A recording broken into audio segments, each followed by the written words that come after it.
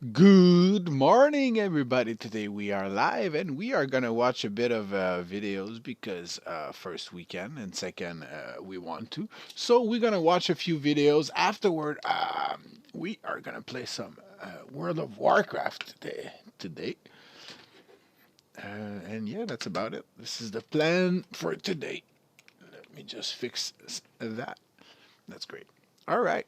And without further ado, we are ready. We're not that ready, I'll be honest. Whoa, whoa, whoa, whoa, whoa, whoa, whoa, whoa. No idea what's going on. Okay. All right. So let's do it.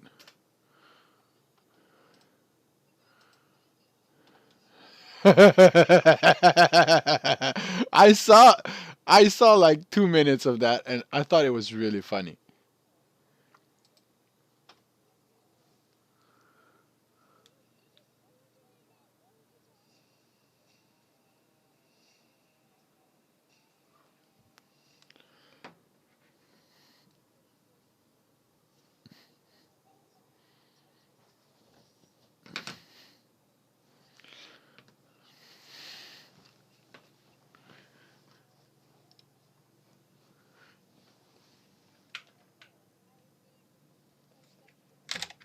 Oh, fuck, fuck! I hit something with the keyboard. Sorry about that. It's no big deal because I'm alone for the moment, but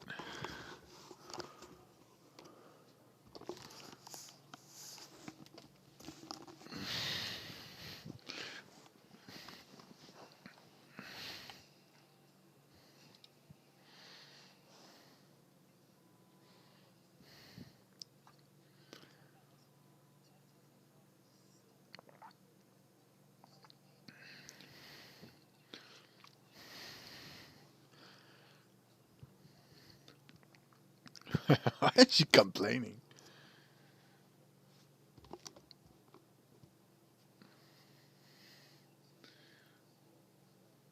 Is it Bear Grylls?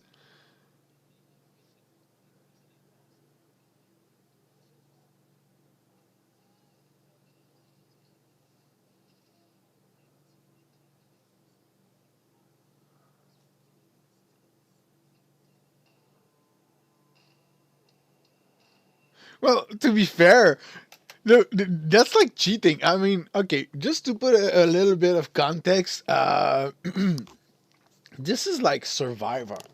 I haven't, I haven't watched the show or anything, but this is like men versus women, and I'm not. I don't want to be sexist or anything, but nothing. I mean, yeah. To be fair, the men have Bear Grylls. The women are alone. Dude, the guys are with Bear Grylls. This is gonna be a walk in the park for them, for sure. To do Bear Grylls. Okay, they might have to drink a little bit of pee pee, but even with the little bit of pee pee, they're gonna survive. So let's see. Let's see. What that snail? What?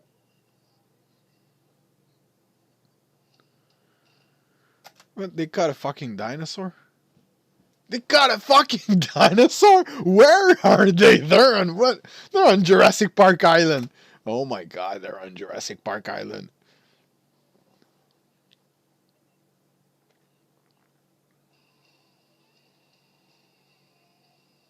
They're screaming, yeah, they're fire!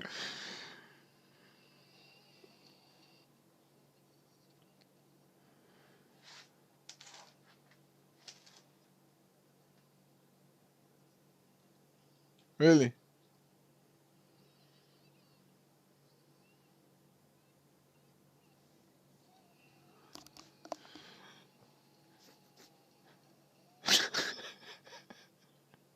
They're drinking pee.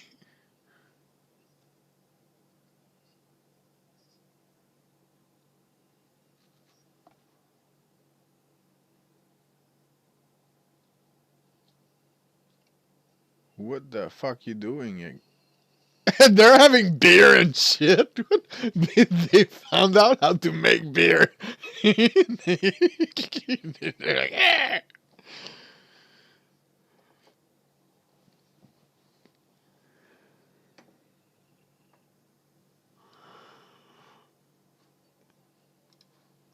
I had the part two like right here.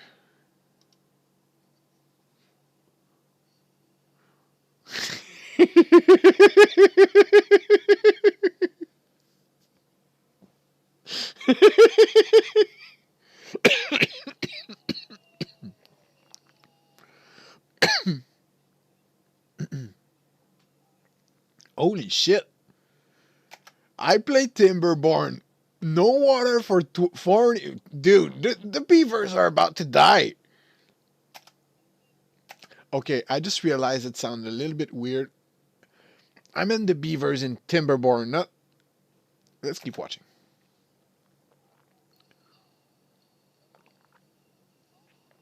Oh, geez, there's spear.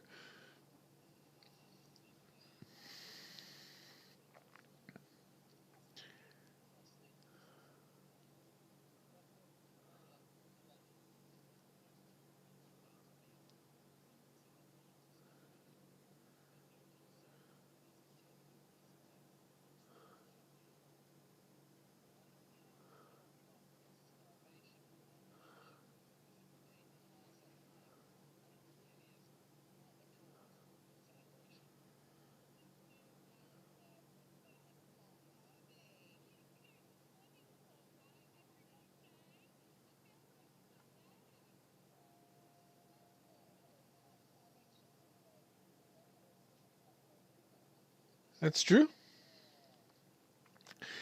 Are the guys gonna gain weight? What the hell is going on?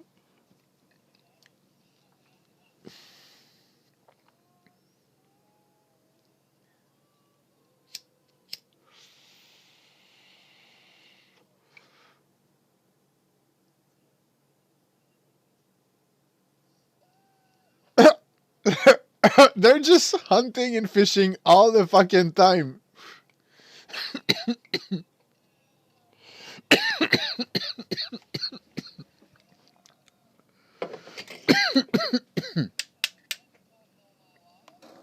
What the hell are they doing?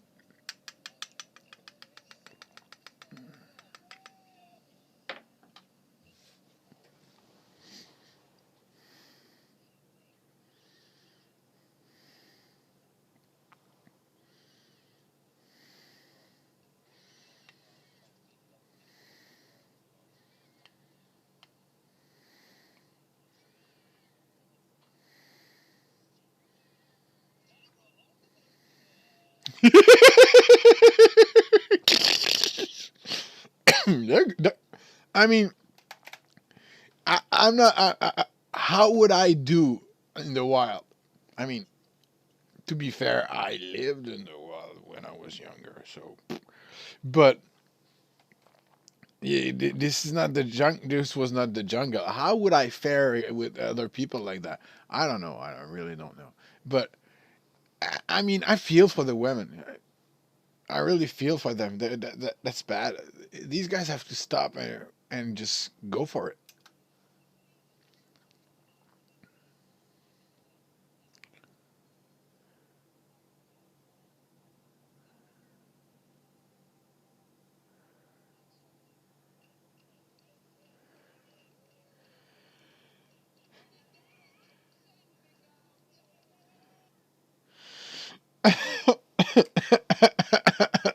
Wait a second.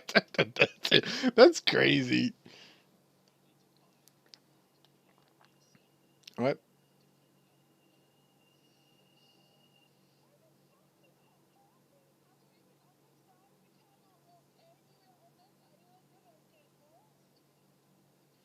I don't know how big is the island. The guys are just having a blast. So stupid. Oh no, now they're arguing. Oh no, don't do that. And these guys are net fishing.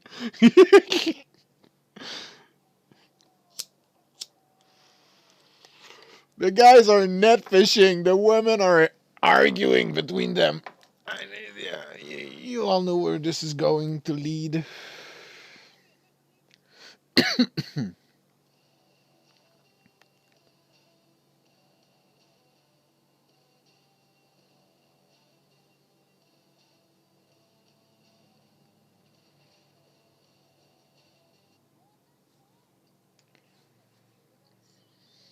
Oh, poor women.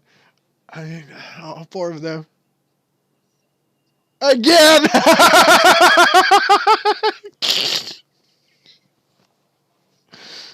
Oh, oh, sorry. Oh, poor of them. Look that. The guys are, they made a net. Yeah, they're a tribe on a hunt. What the fuck?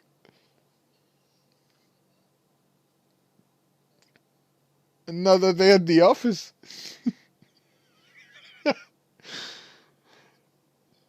Oh, it's a me. It's. This guy is just dancing.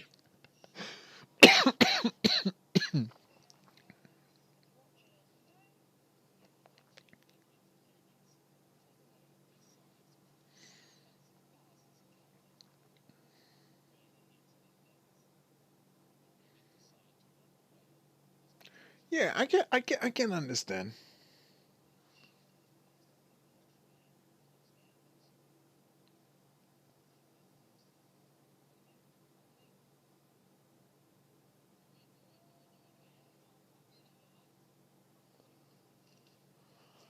Holy shit!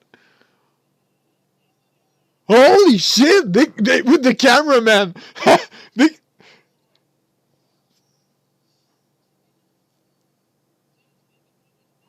holy shit! They kind of yeah, boy.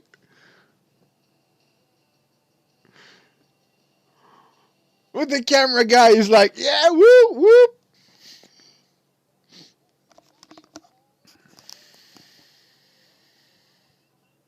Oh, and they're arguing about the fucking laundry. What'd you do, woman?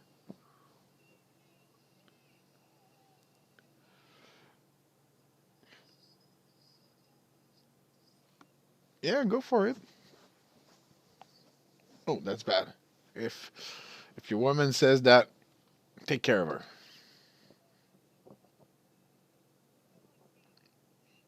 because that's a problem.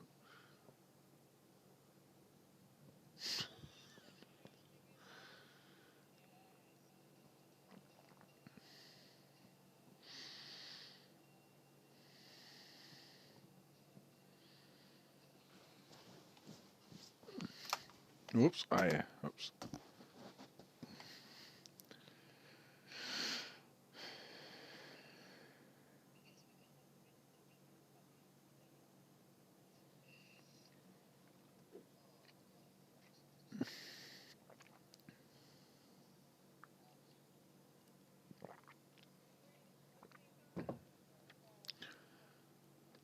No, hug time. Good job. Oh, they're making up for it. Good job, girls.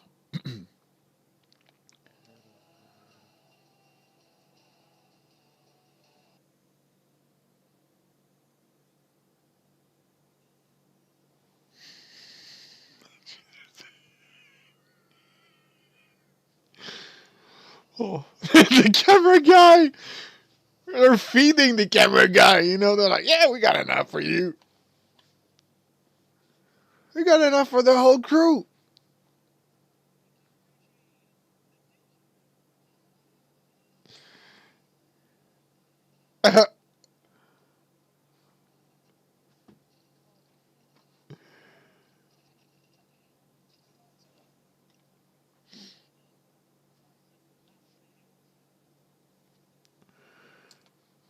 That was amazing.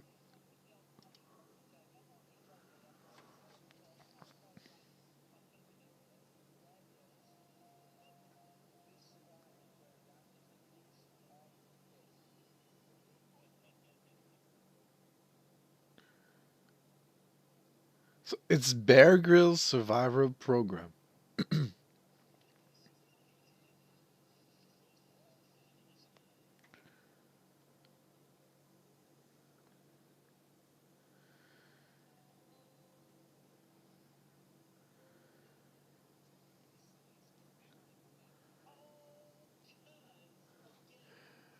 Indeed, that's crazy.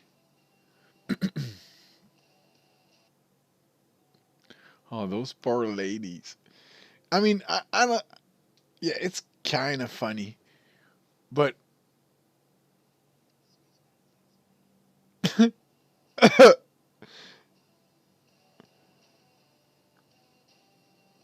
these guys are now like fucking aborigines people. They own the island.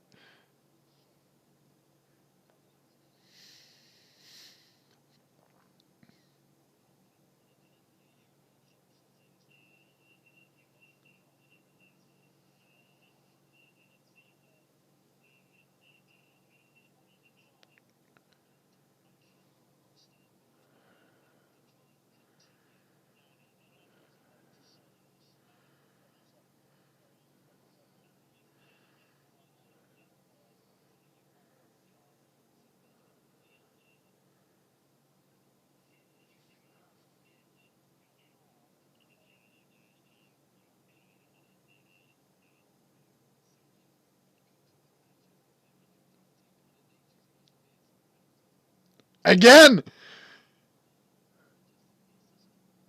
again, again.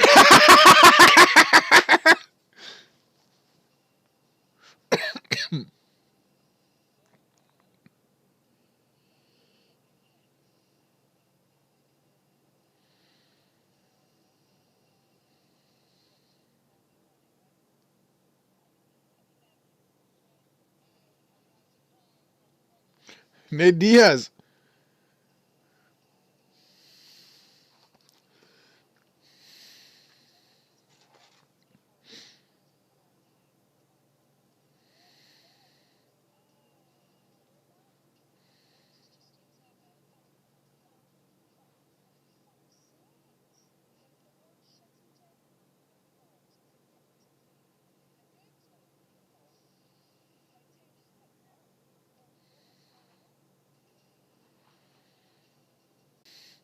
They got a shark.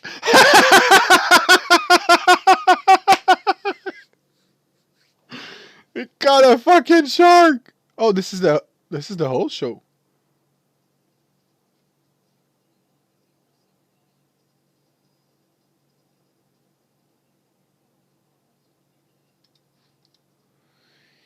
Yeah, I don't think I can watch that on YouTube. But yeah, that was funny. That was funny.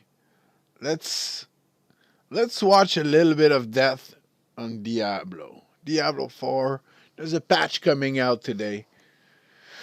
Thank God there's a patch coming out today for the Nightmare Dungeons because right now it's really bad. So let me just fix something because yep, boom. I can move this. All right. All right, let's watch it.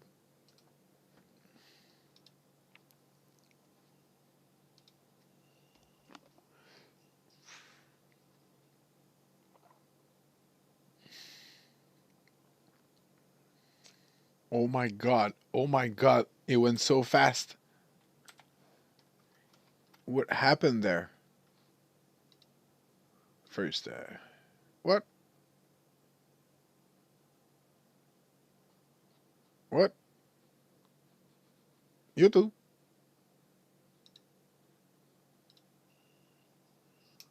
So he's playing the druid, werewolf, tornado. Oh my god, full to zero.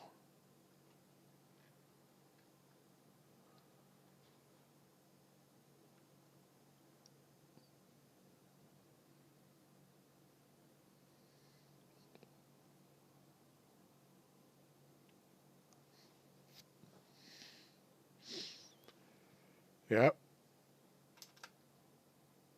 Another level 100. He's playing a necromancer. He was able to chunk Lilith. How is he doing damage wise? Real bad. Okay. Oh.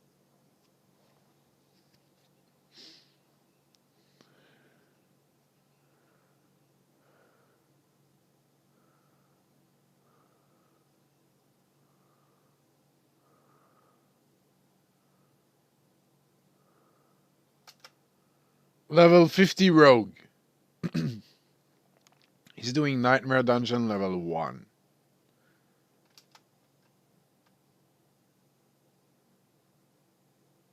Oh my god. Oh my god. There was like a little puff of lag. Look at that puff of lag. Yep, little puff of lag. Poof. This is let's have a second look. This is like a Spanish speaking James Franco. I say Spanish, could be Portuguese.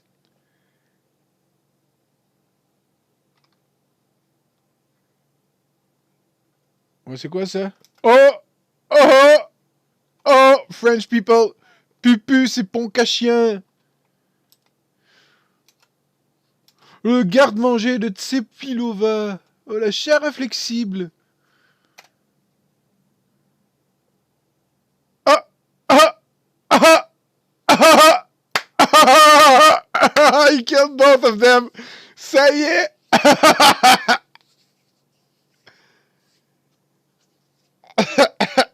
He killed both of them like an idiot.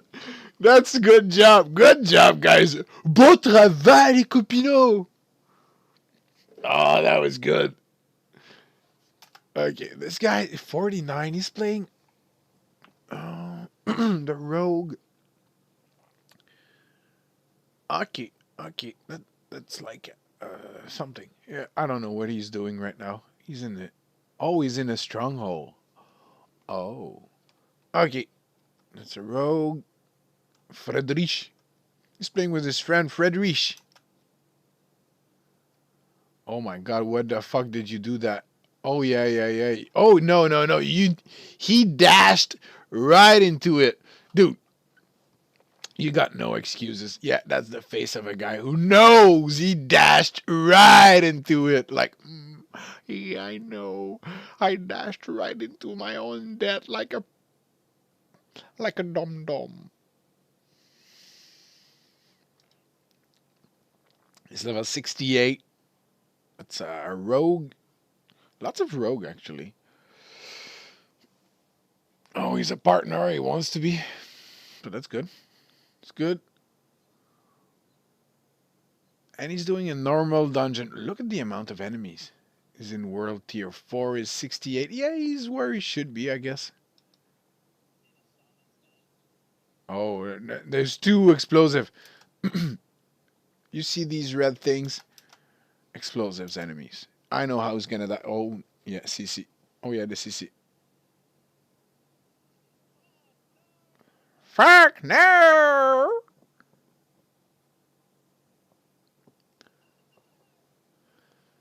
That was a very mild reaction. Oh, no!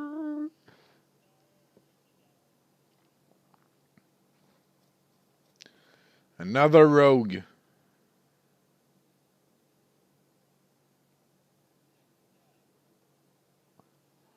It's level 88.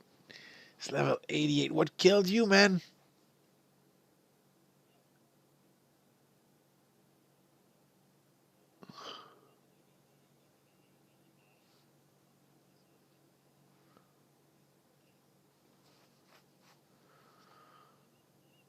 .48. He's playing the Necro. He's playing the build of the guy. Ish. Oh, you dead, man. You dead, man. That was too early. That was too early. That pool was way too early. As soon as he got out of the pool, he died.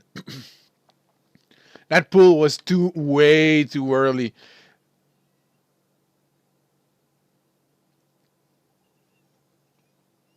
Scheiße! Scheiße, scheiße, scheiße!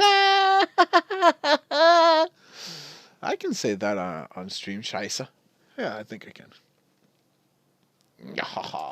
As always, good one, man.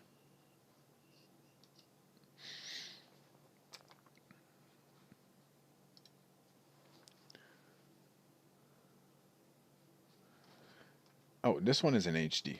Okay. The rogue, the rogue. Oh, the poison. No, that's not the poison. Seething abomination. It's a PvP event. Are you serious? You're doing the PvP event? You're gonna kill.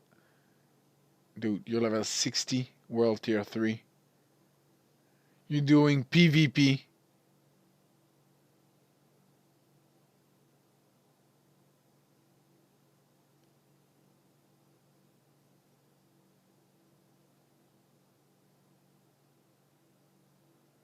Oh, he killed somebody.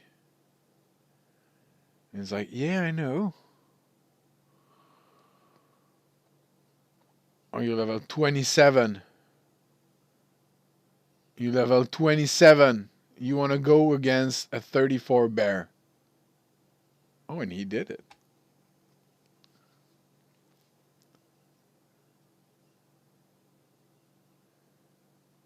Damn, fucking rogue. Hardcore PvP. Oh, nice.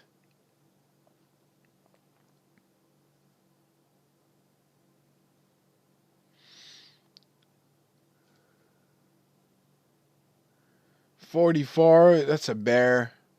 Well, that's a druid. Against another druid. Oh, wow. Unfuckable. I mean, I'm sorry for you.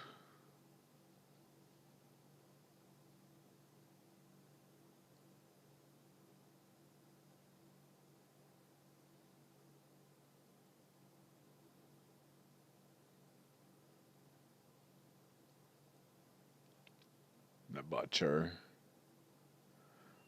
Oh, yeah, the butcher. The butcher. The butcher. Why did you do that? Yep.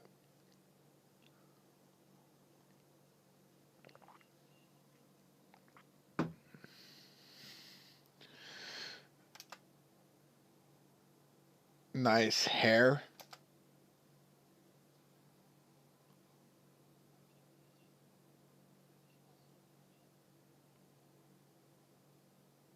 Oh, oh, oh.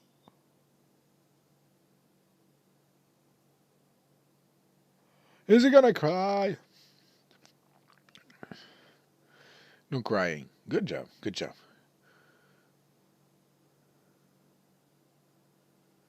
Hey, this guy again.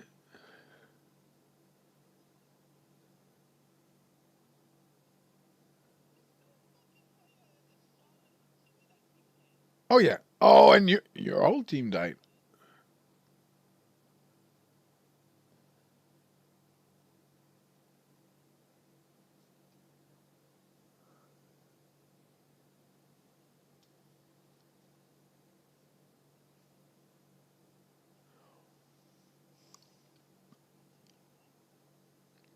Oh, you dead, man.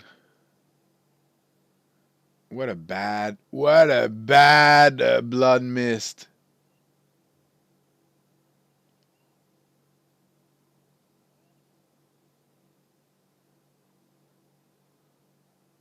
Oh, you still there? So, and you have a barrier, but for how long? Greed, useless.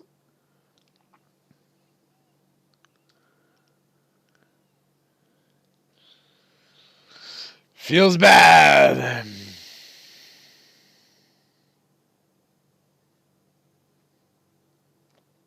Ah, I know this place.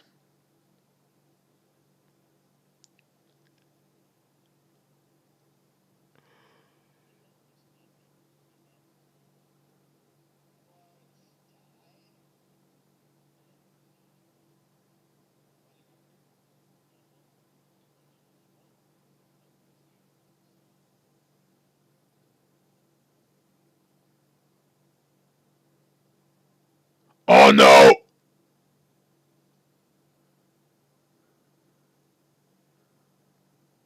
Dude, you didn't see like four lunatics on you? Oh yeah, I have a little. Yeah, sorry, buddy.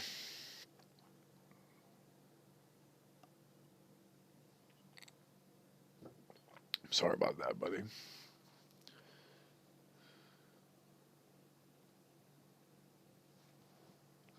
Wow.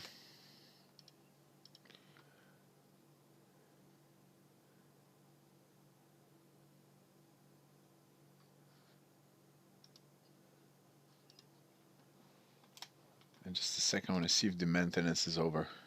I think it is.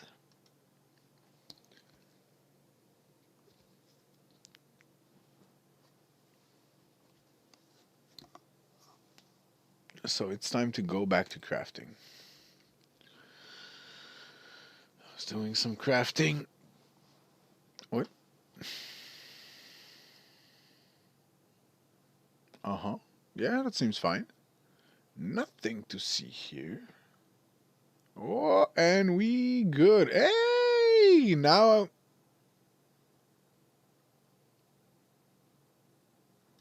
not quite sure where I'm heading. I was supposed to go to Iron Forge,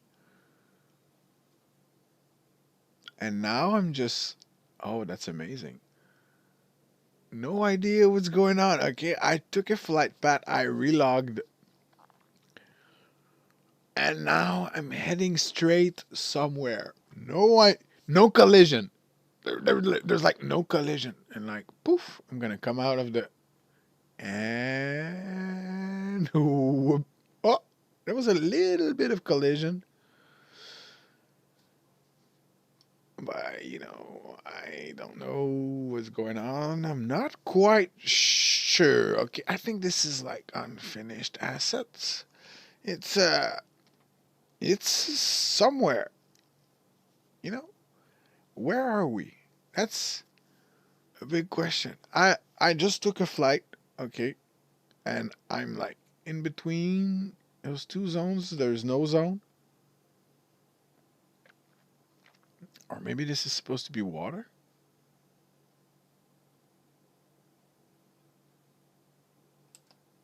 Am I going straight back to Stormwind? I think I am.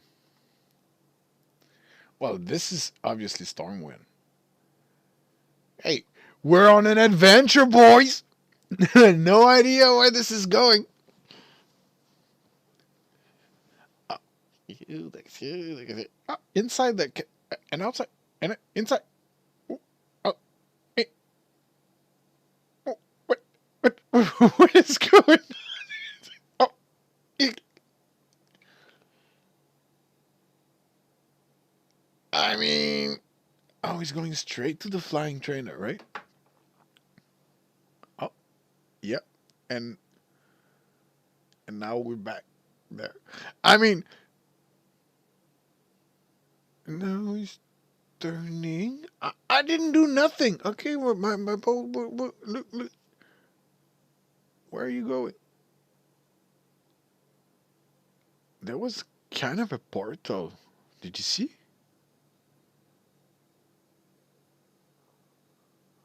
There was a portal. Man, I'm gonna clip that. I never saw that portal.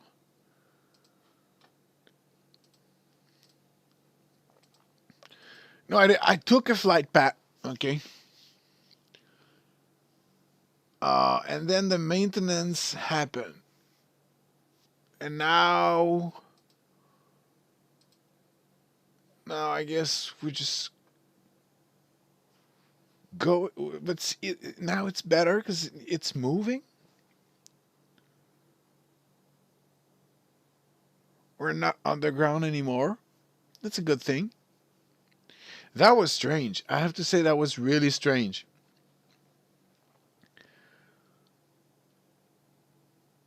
As long as I don't lose my character, or I don't care. I don't. I just don't want to lose my character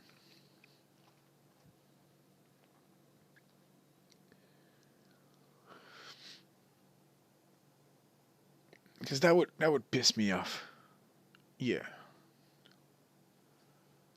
This Shafty is not the strongest DK yet.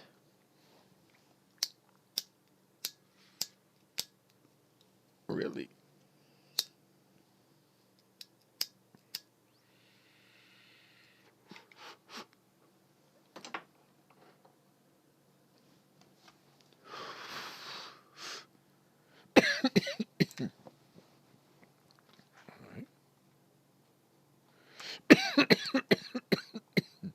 No. Is it J? What is it for clan? Oh, shift though? Oh. Oh, well, yeah, that's why. No clan.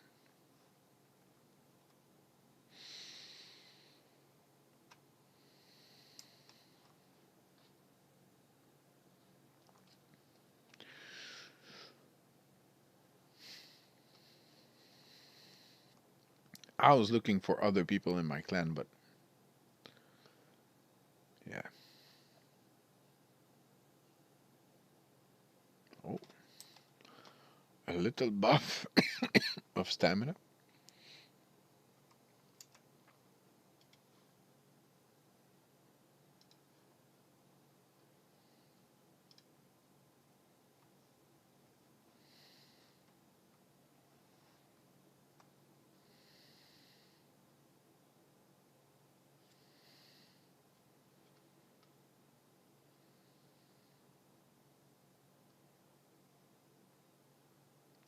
.230 hit rating. Yeah. Okay. So I need more hit.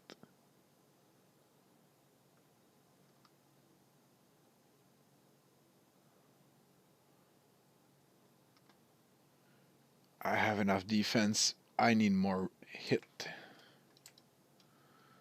So I was coming here because I needed the jewel crafter trainer, right? Hey,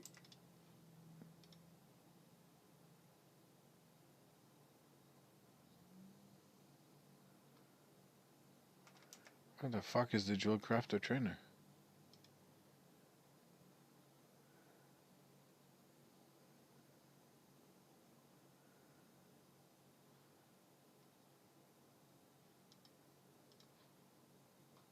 Really? There's none in fucking.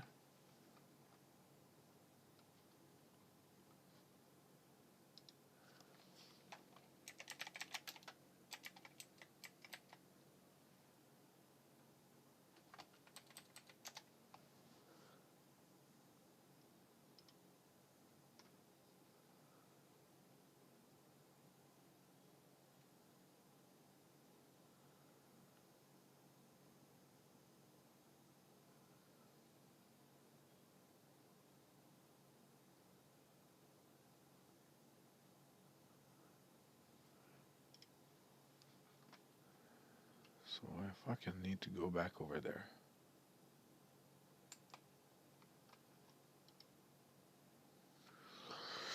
That's bad. So there's one in Dalaran for sure.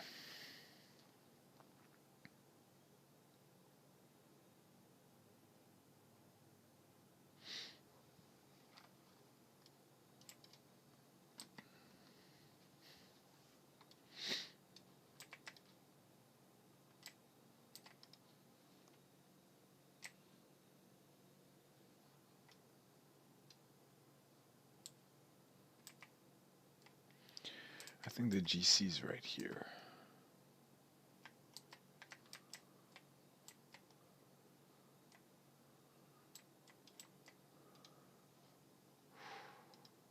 Train me.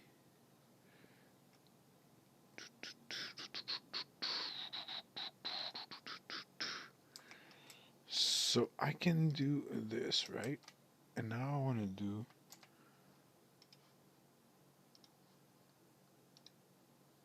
here, here. So golden dragon rings until I hit 150. Then I'll need wash, mithril bars. Okay.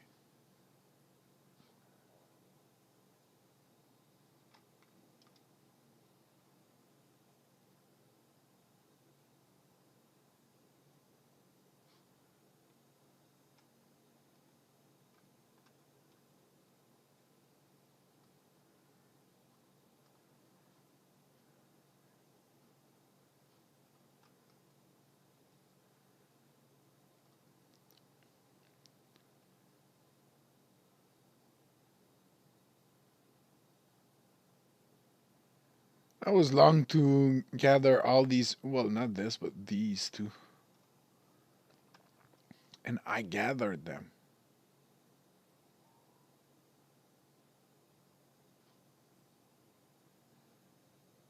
Prospected the fucking jade.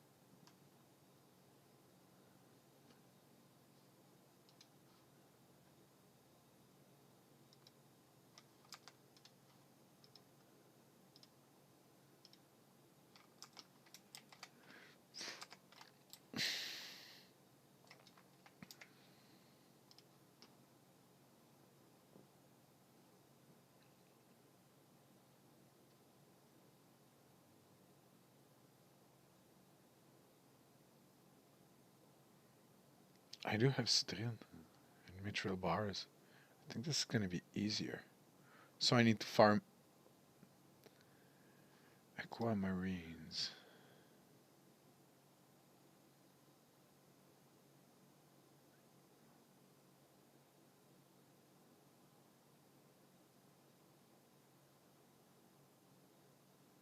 From mithril.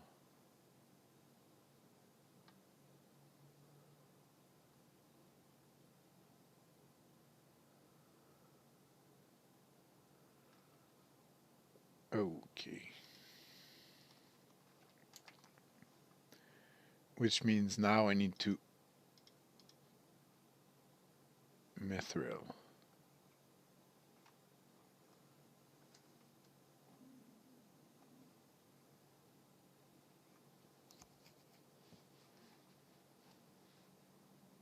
Daenerys. Okay. But I think I'm gonna go here in this is Searing Gorge, right? Thoria, Blackrock Mountain. Okay.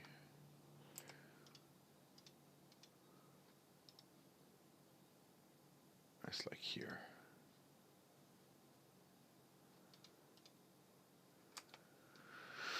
Well, okay.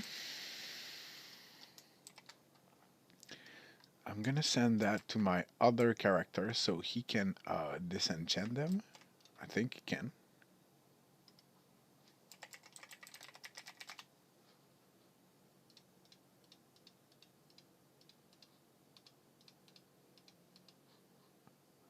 More than 12 items, really.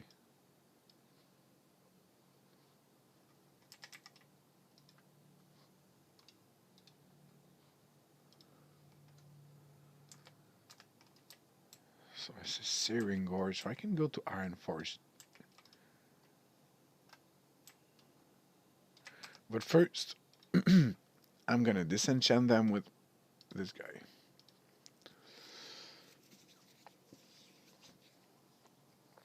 I need to find a way to make money.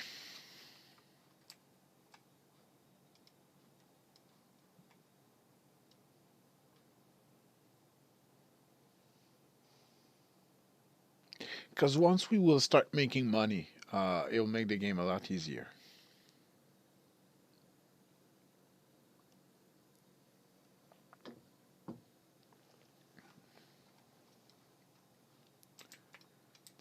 Beady, beady.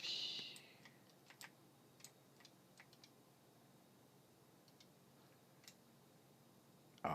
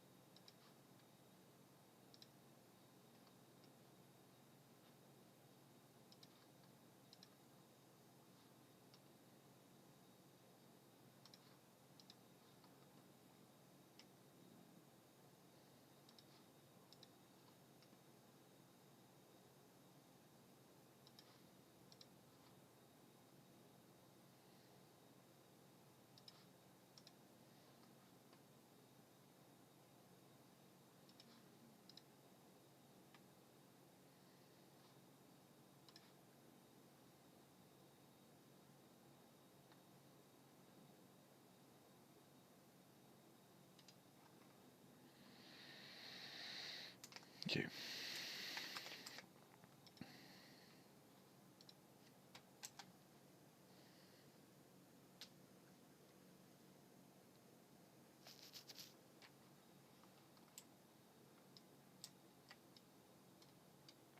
So we off to farm some mithril. We do have some already. I think I should buy a GC bag while we in Iron Forge. I'm gonna visit the bank. Make sure everything is good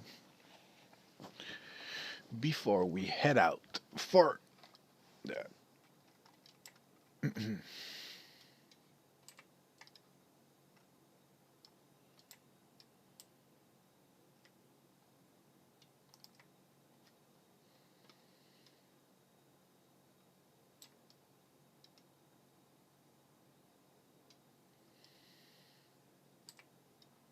function house is right here, right? Yeah.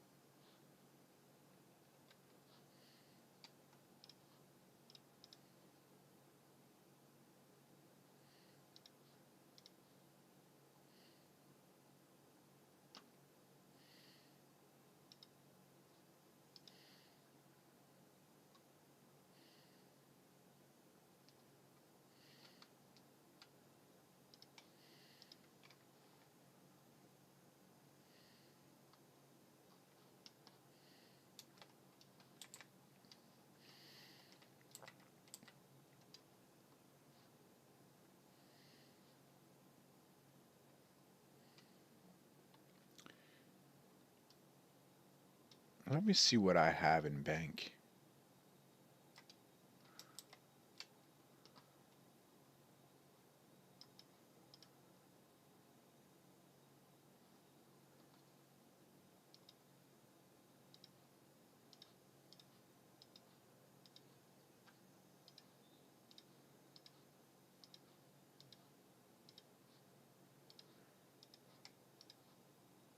Oh wait, I could do that instead.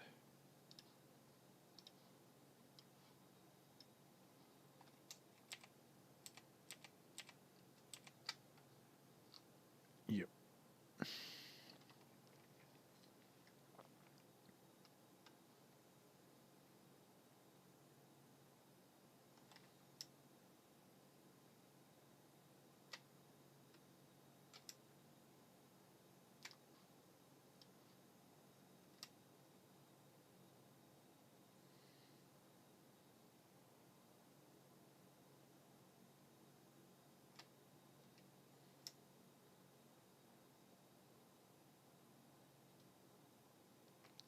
Same item level, more hit rating. I mean, I could use that.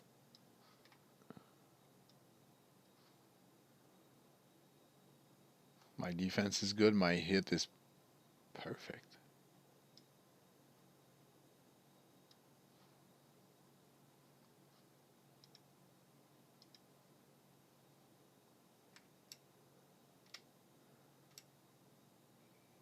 Armor pen. More strength. But crit. Oh, and I lose hit. No, no,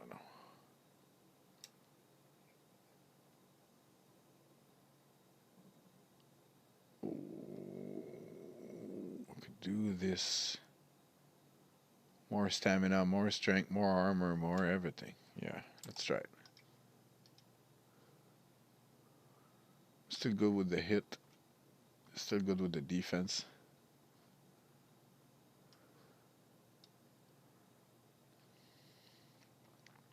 All right. 545. What's the cap? I think it's like, let me see.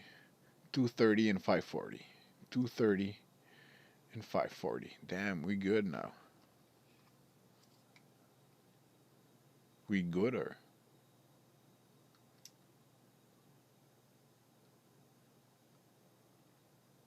And that's level 70. Wow, how fucking amazing that was. And we good now. Anyway.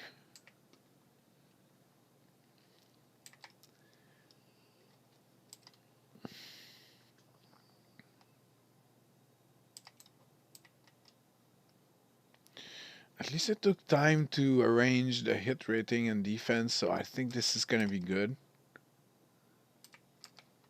Which means now I could focus on DPS.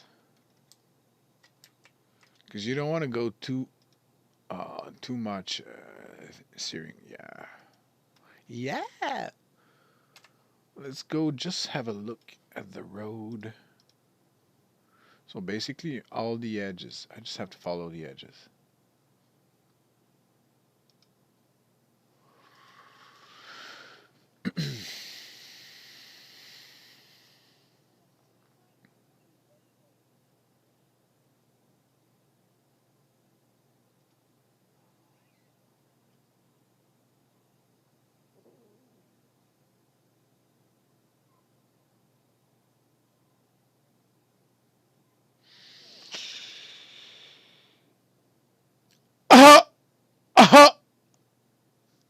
Lady.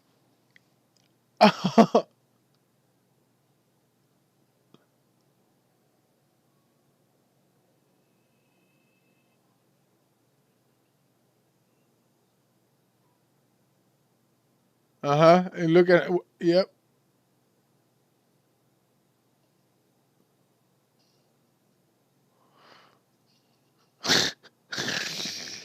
It was a perfect cookie. That was a perfect cookie.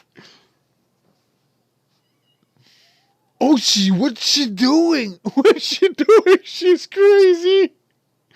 Oh, watch out, watch out. Ouch.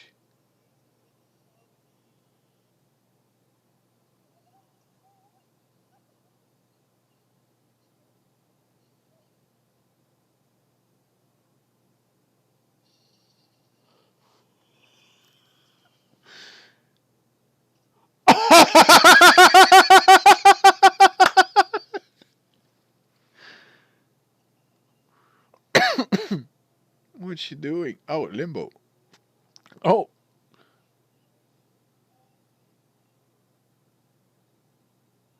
Mamma mia.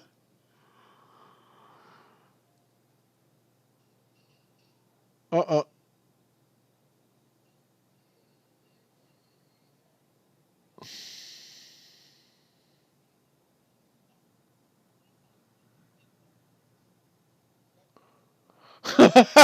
Can you spell it? What? No audio?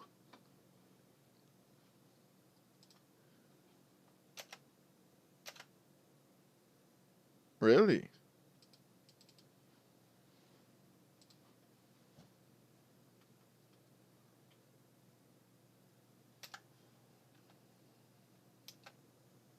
Oh. Well, hi, Ginny. Really? No audio? Huh. How come? That's a problem. La Bruta! Yeah. Okay. How come audio du bureau?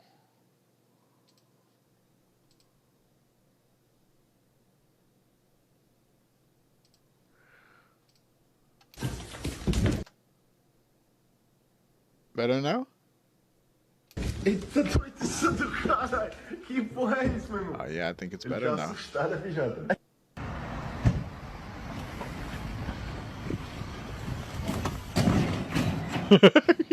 Oh, well, it's parked. Yeah, you can hear great. Thanks a lot, Ginny, man. I changed my setup earlier this weekend. And cause yeah, now my dogs can sit right next to me and they're happy. But yeah, for so it means I had no audio yesterday. Nice. Well, thanks, man. That's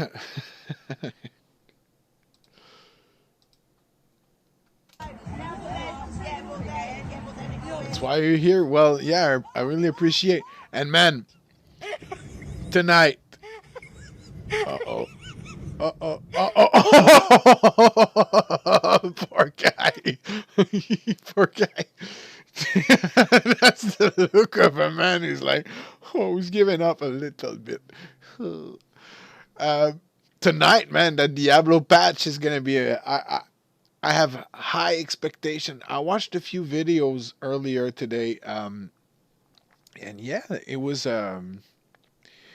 something about what's it called? Save me a spot. No worries. Yeah.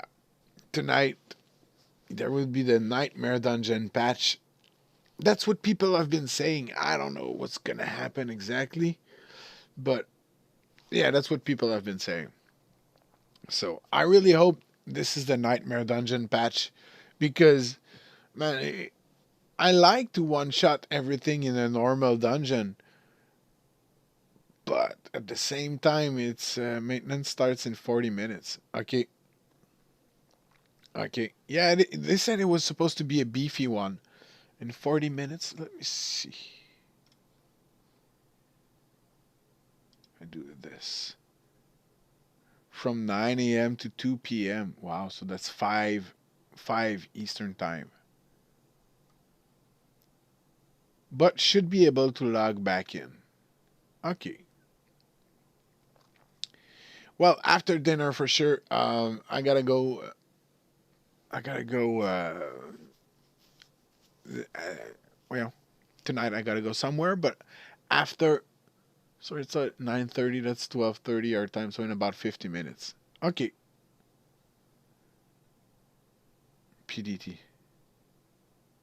Oh, Tuesday, 9:30. Oh, okay. That was from yesterday. Oh, okay.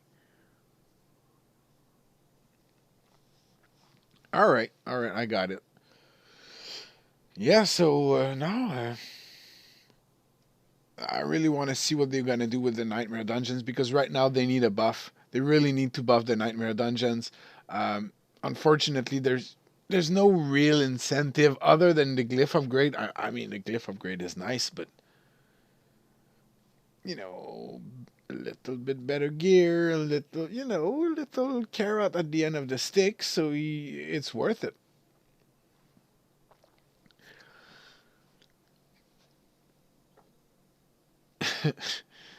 But yeah, tonight, man, I'm gonna save you a spot. Otherwise, we'll do two groups. It doesn't matter. Let's watch a little bit more people getting hurt inside. Uh, my dog is happy. He loves seeing other people getting hurt inside.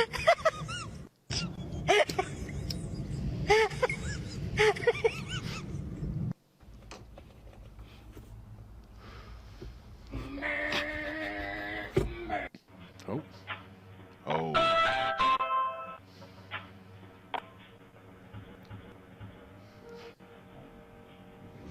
Aquí con mi amigo echando una partida que se le dan todo bien. Y yo, venga, venga. It's not a... Wow. Wow. You are annoying. You are annoying. Jesus Christ.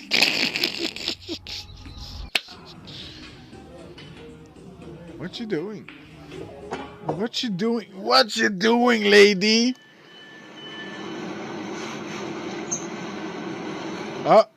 Yeah. Hey, pigeons commute as well, you know. It's a lazy pig. Uh-huh. Uh-huh. Oh yeah, she's gonna hit something. Ah, even better.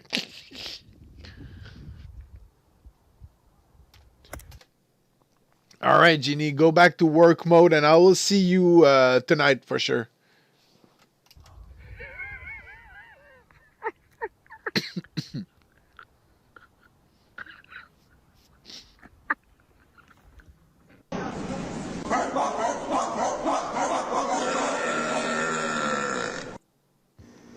We put weak sauce to work today.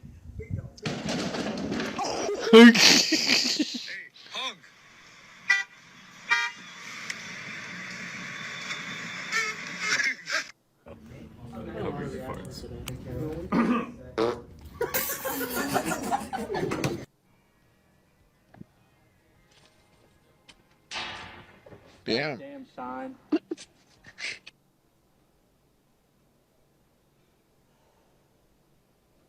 What's she doing? She thinks she's brushing the lights. Oh, poor guy. Zemdleję, tutaj coś się nieźle popier...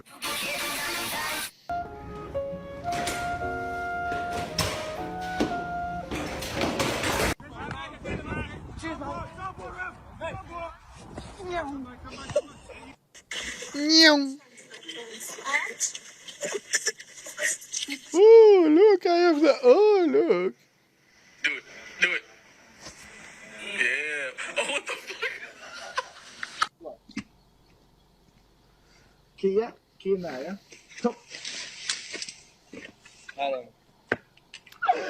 How drunk are you? That drunk. Oh, poor dog. Poor dog.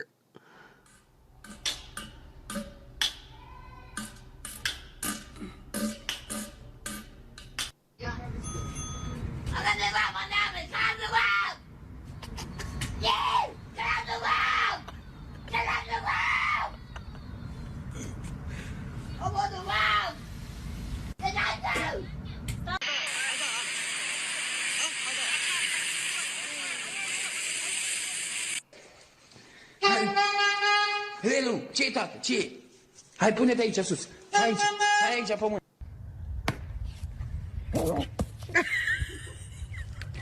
That's funny.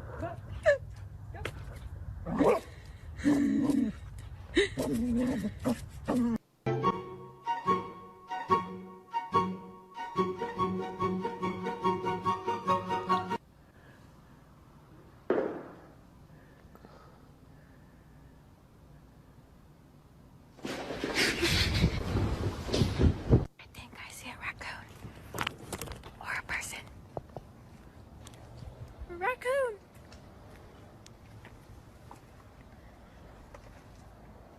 Are you a raccoon? Why do you go in the trash? Hello.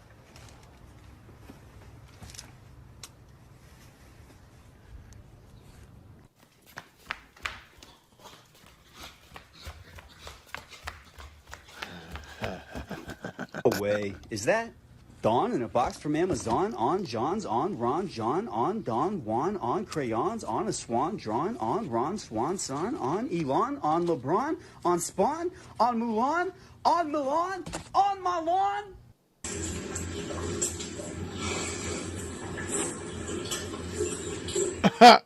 Fucking dog.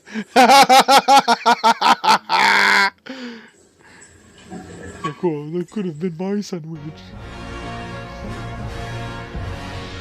Nice.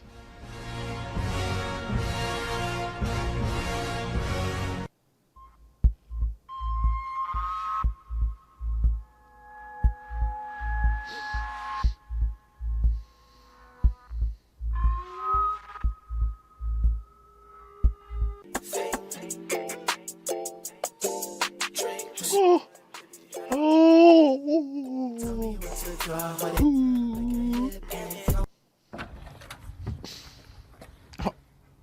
Oh. Yo, what's up? We're currently on a microwave at Best Buy. I don't know if we have speakers.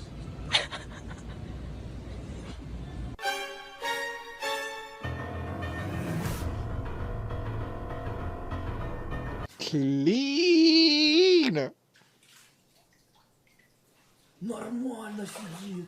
Mormons, for sure that was a Russian guy. Those Russian are amazing.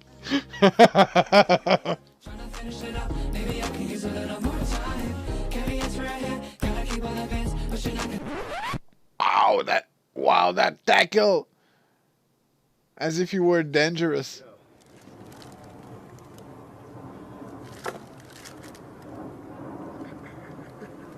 You asked me for my number? That's crazy. Okay, thanks, Will. Thanks. All right, bye, guys.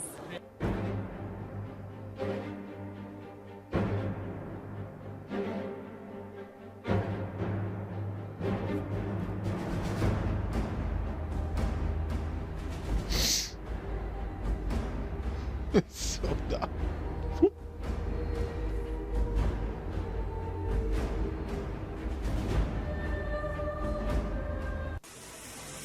You won't like this, mate. Don't do that to your dog. I sit by myself. What the fuck are those?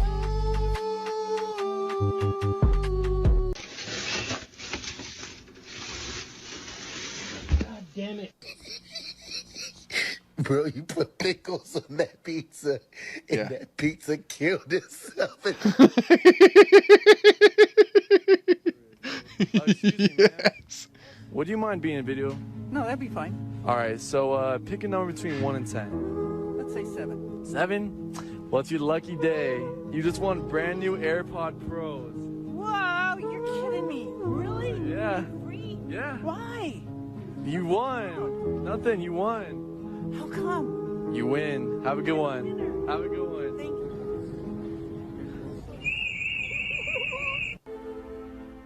What an asshole.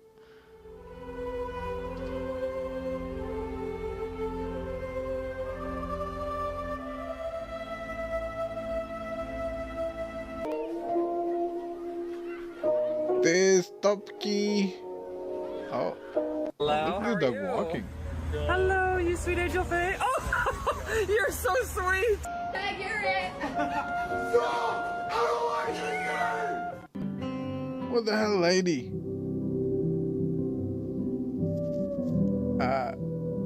It's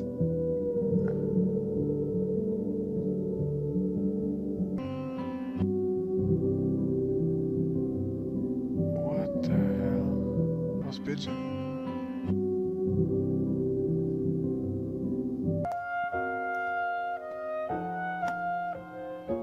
Until. Che state facendo? Guarda qua. Guarda quanto zoom a sto telefono. Fa paura, guarda qua. Ma che fai? Questo è un zoom, no? Ah, qua. Ma come si vede bello, pure l'HD. Ma vieni venuti mio. Da là. Whoa, what the hell? The dogs. Oh my God, no way. Oh my God, no way. That's my dog will be like that. Flop right through it.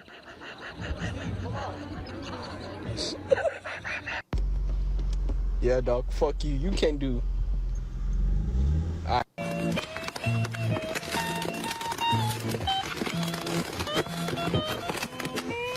No, the guy's like, no, don't get me out of the box. What's in the? Oh, it's just a dark dog.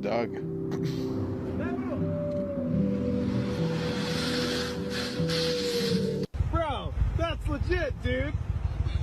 Also, I'm a girl. Oh! I thought she said it.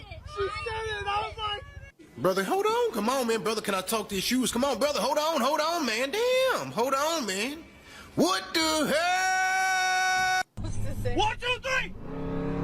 Kevin, that guy's not even racing you. Yeah, he did. He blinked.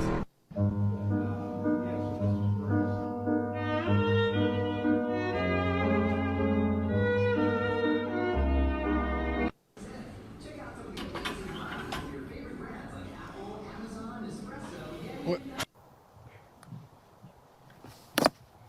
Oh.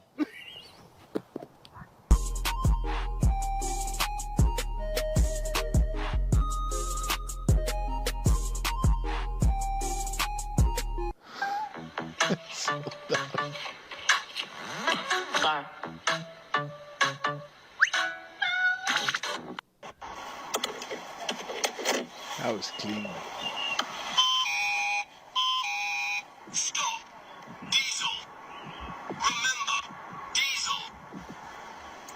Nice.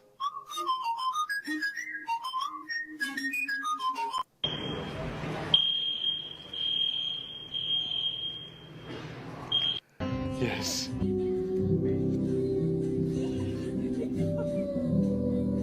Вова, все, он твой. For sure, Russians. Вот диван я... For sure, Russians! They're fishing! What the? Все, стой, бери, он твой. Oh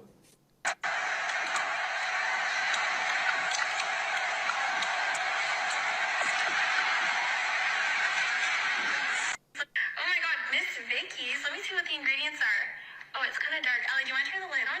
For sure. Oh, that's much better.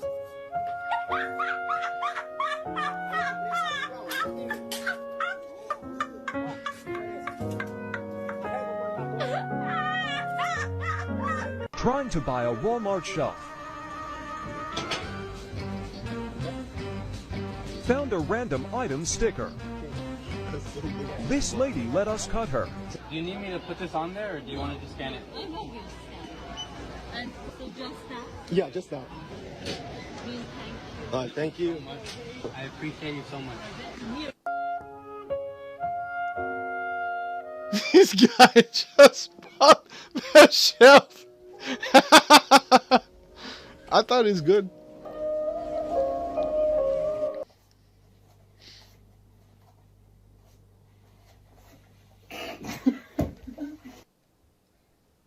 Poor lady. Alright, here we go. Right down the middle. Here it is.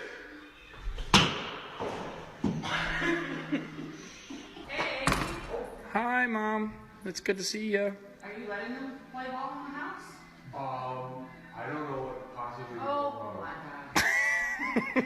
Man, Burger King got that zesty sauce, man. I'm finna try this out, so finna look kind of good. Look, alright. I'm gonna put this taquito in there though.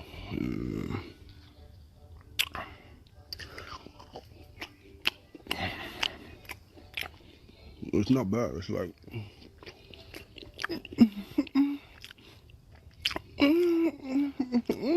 This is fucking good.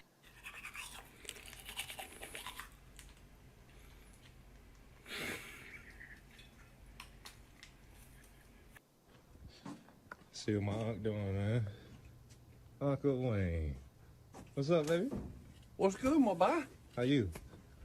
Staying out the way. Okay, that boy clean, man. No, for real.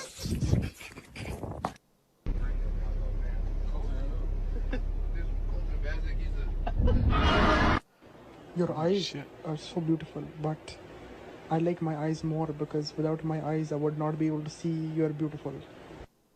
Thank you. Oh, meow, meow. Oh, meow, meow. Get up. No, he did. Oh, shit, meow, meow. I thought she was dead, man. My bad.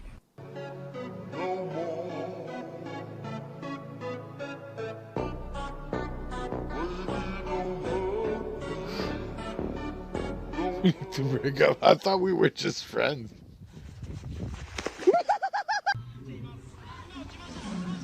好了，没有，不给你看了。给你看，给你看，来来来，来来来，给你看，看吧。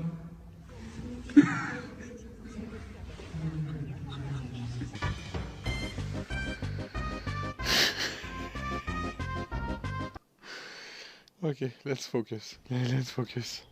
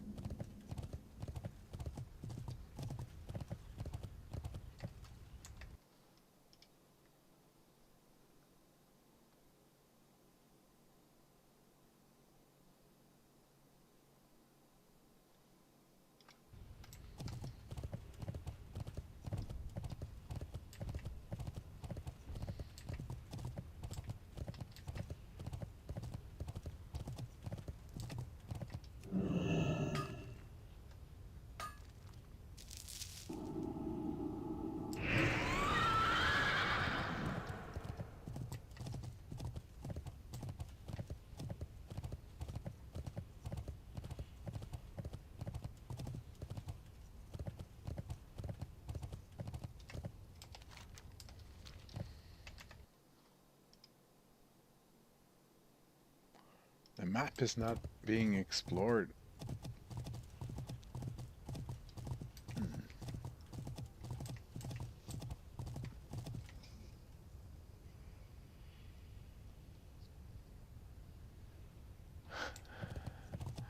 Oh, sorry, Genie, I didn't saw the last comment. I should do something about my fucking chat.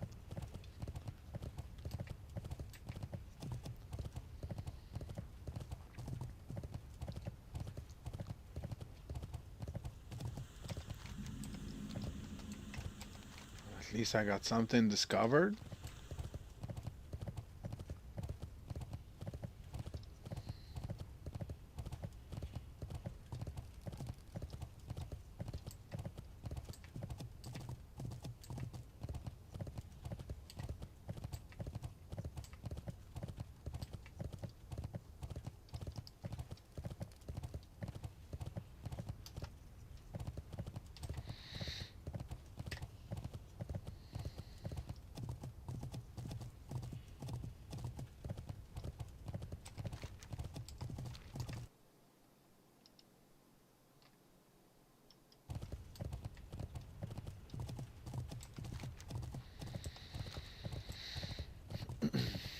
Why?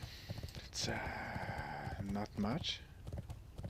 I mean, look, I could mine this, but it seems like I can't. It's not even showing. What the hell? What the hell? What the hell? Not mining. Oh. Ow.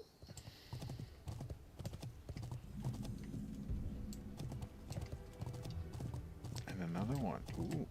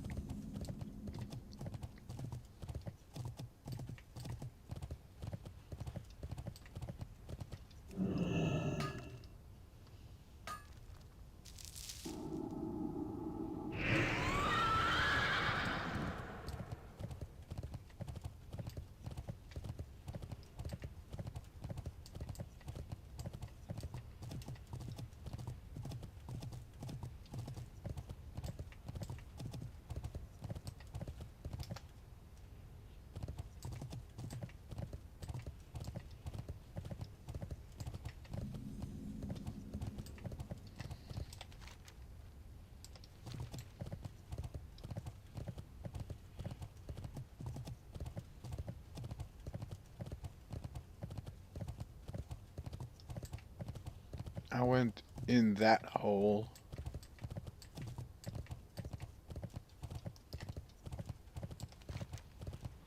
All right.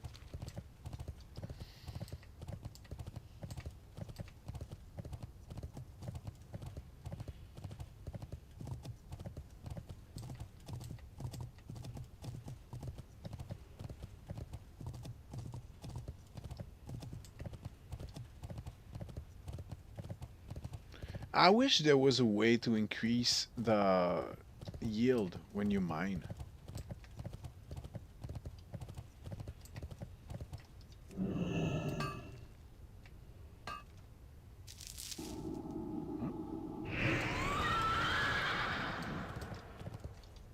What is this? Black vitriol.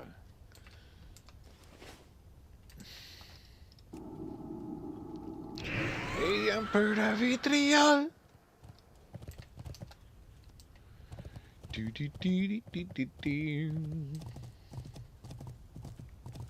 Show me your vitriol.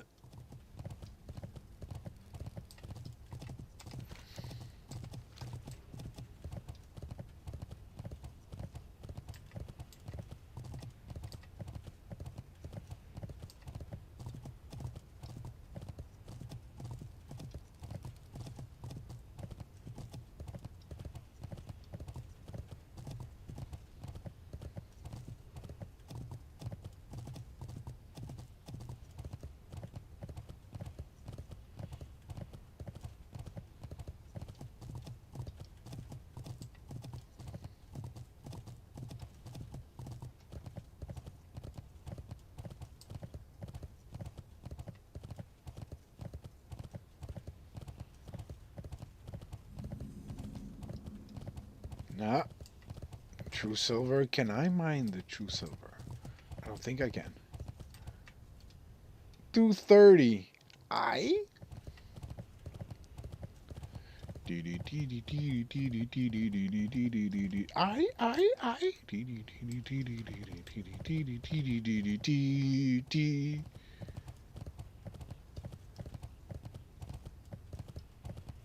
Oh. Jump.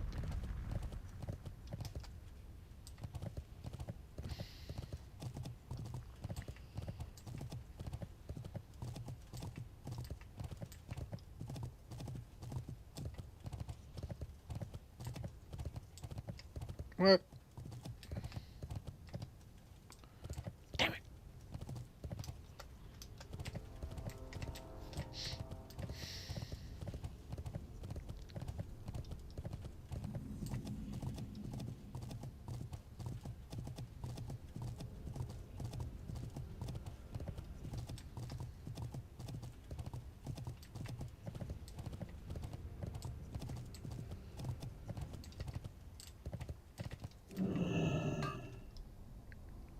Huh.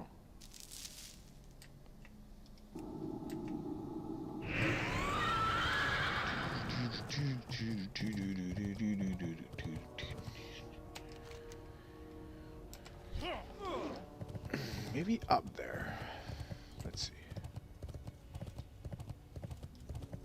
As I remember, you can go up here.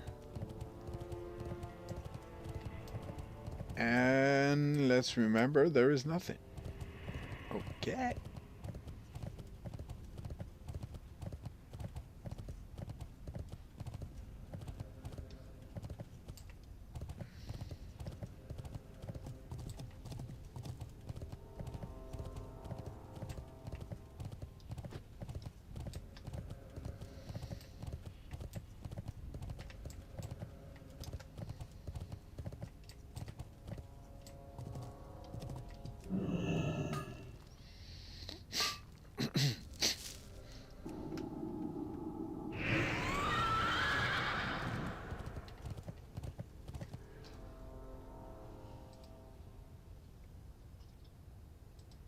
Let's see. Yeah, the audio is good.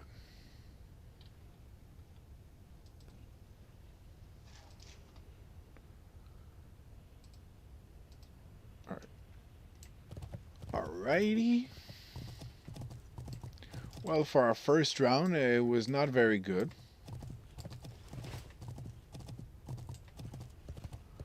We already had some from a previous mining expedition, so it was not that good.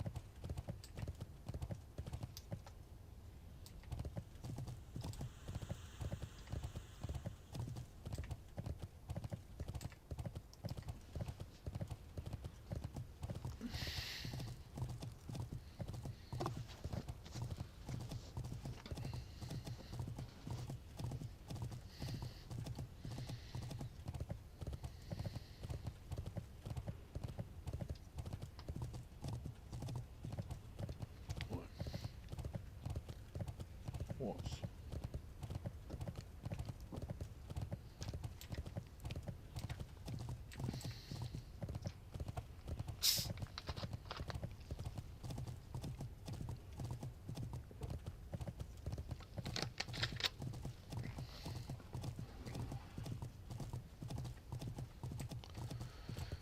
Let's go. Sorry. Show me the R's. More ore. Gee, what the fuck is wrong with those? They don't even show up on map. Sorry.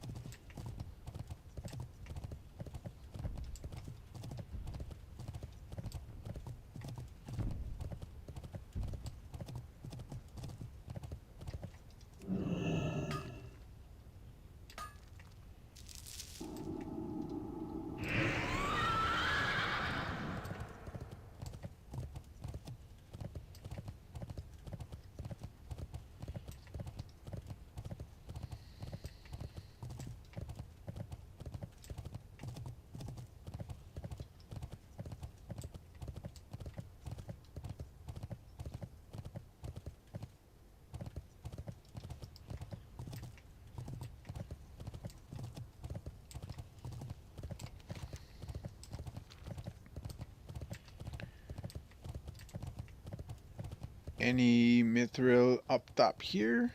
Oh? Oh? No?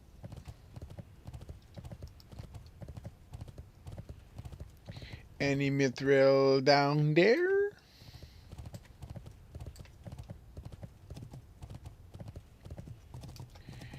Mithril. Where are you? I need to be a sneaky fuck.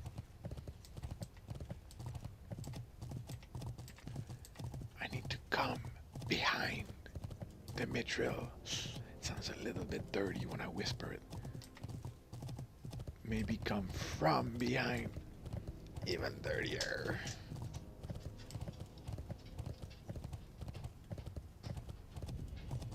I am hunting the mithril.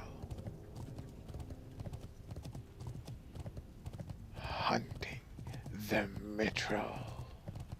I am a mithril hunter.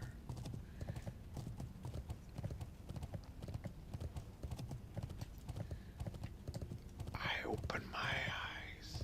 I watch the mithril down from above. I attack the mithril!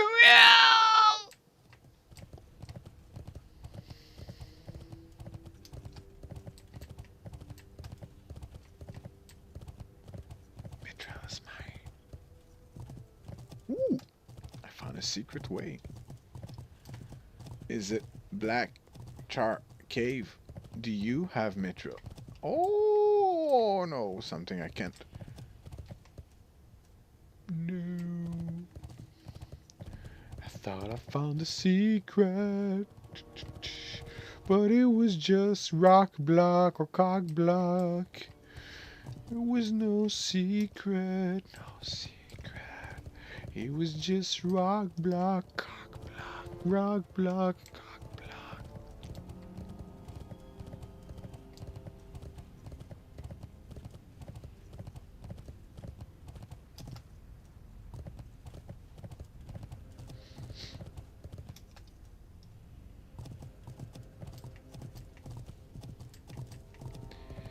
Where is the rock block? Small thorium. Call is that Dabernosh. La Brute is not happy. No. Again, this small thorium. Nobody care about you. My dog is like, Papa, are you okay? Are you going crazy, Papa? And I have to reassure him, no. I already am crazy. You've known me, and I was already crazy. It's okay, little dog. Doesn't mean I don't love you. Just mean I love you even more.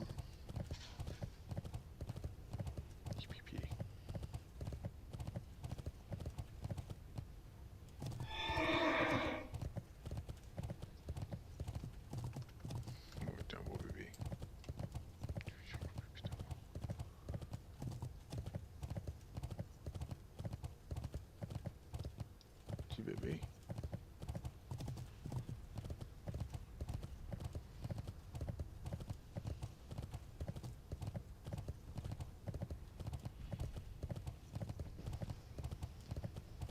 It's like, oh, Papa, I love you so much.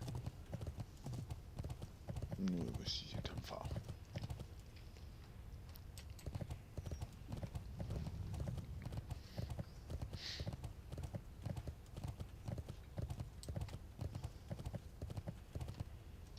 Shadow silk poachers. Does it mean they have a lot of shadow silk? Let's see something. No, it's just an experiment.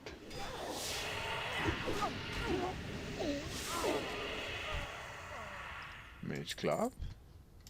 Mage Club. Mage Club.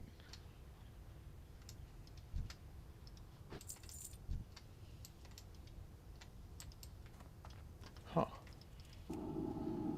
That was it. That's a trap! You said it's just a trap.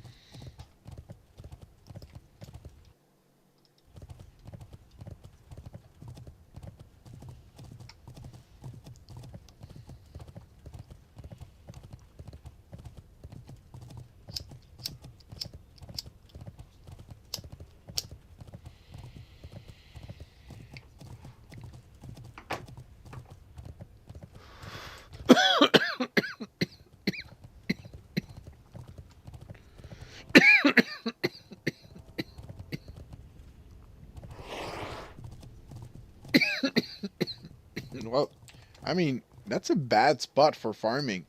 Look at that. I'm just running in circle and there's nothing.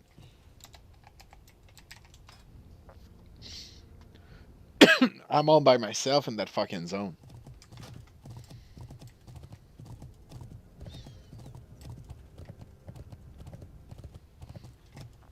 And there is nothing.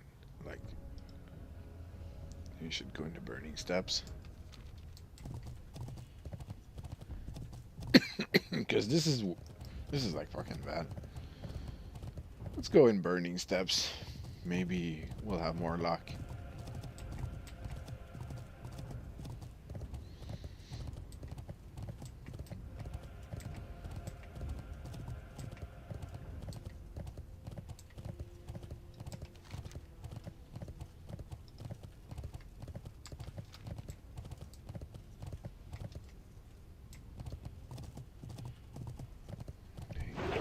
Little bit of iron.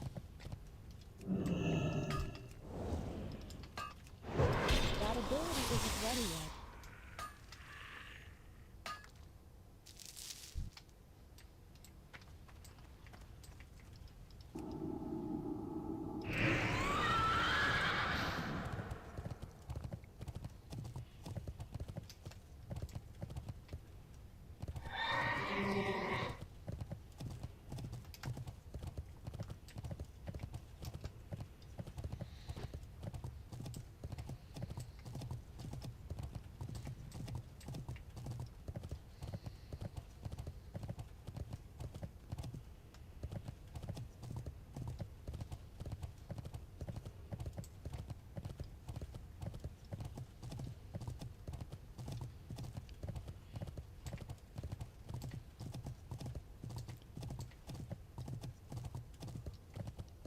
Dude, there's nothing. There's nothing in that fucking place. This is such a bad spot.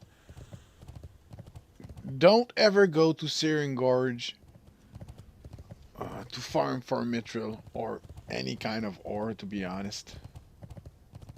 This is the worst.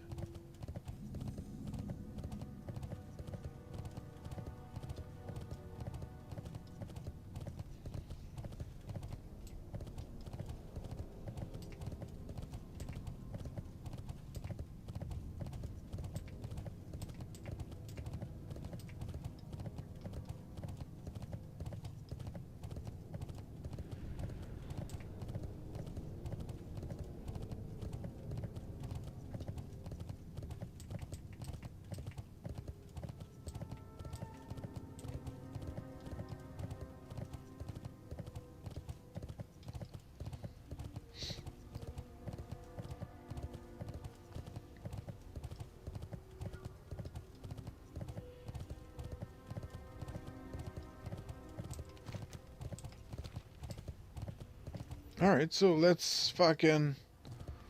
First, I'll run the other way around. Because that was bad luck.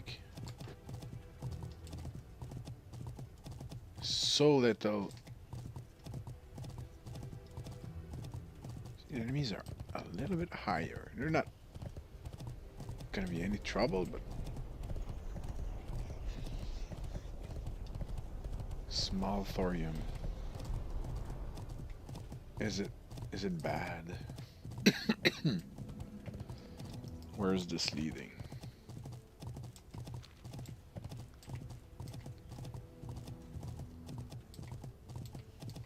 In the Searing Gorge. Okay.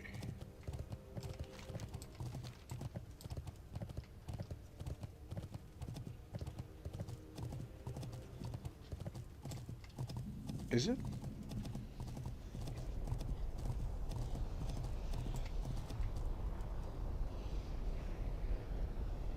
Nice.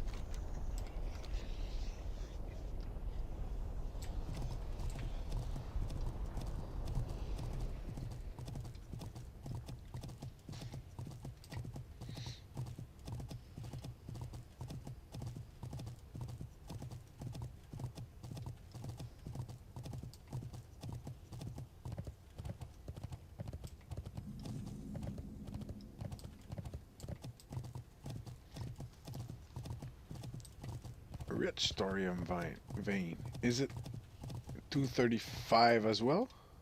275. Ooh. So is it bad for fucking for mithril?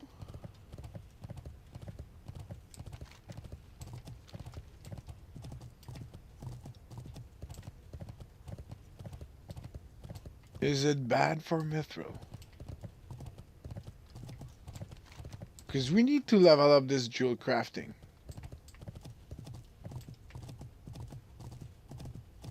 I want to make tons of money. Well, I need jewel crafting. Franklin the Friendly. Hey.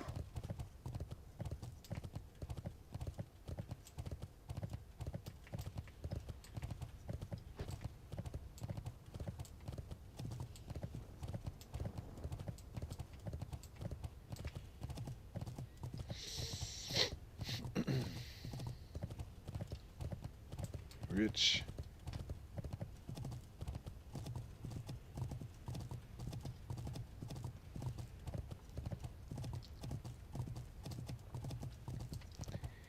I mean, GC is very bad to level up. Yeah.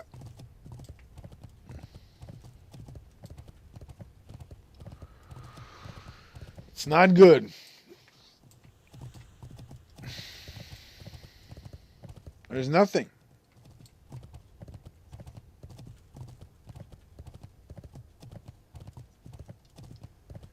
The other guy was saying Tanaris. I mean, okay.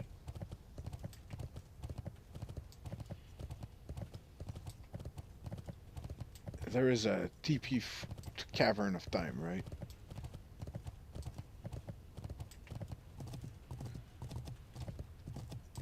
True silver. I cannot even mind that.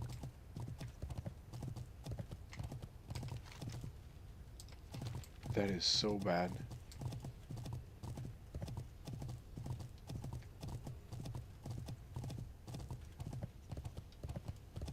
It is so bad.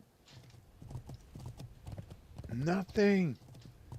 And this shit I set up at the auction house is not even selling.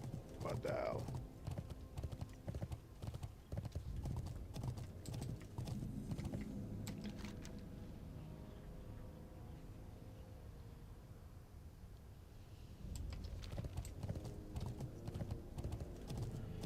Look, I'm not gonna waste my time.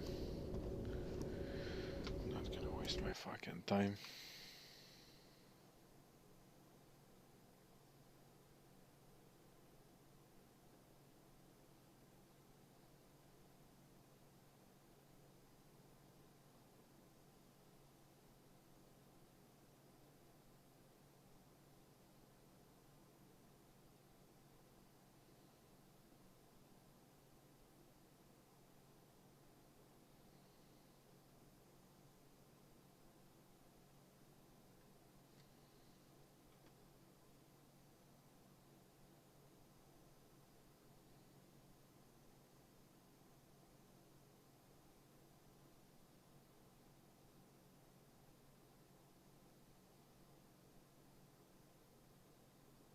Yeah, that's true.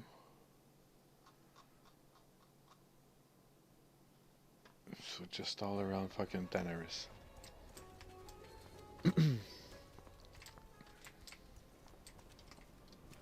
Nothing in the mail.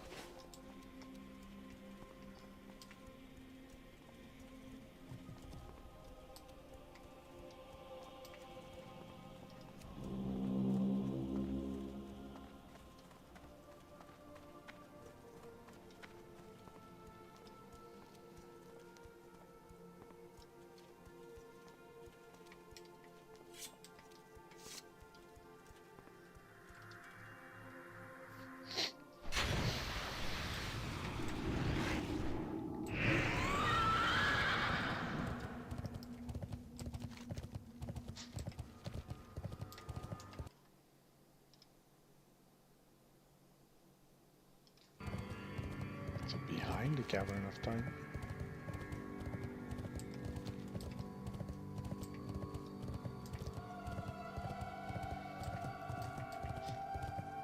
Let's start to walk all the way around.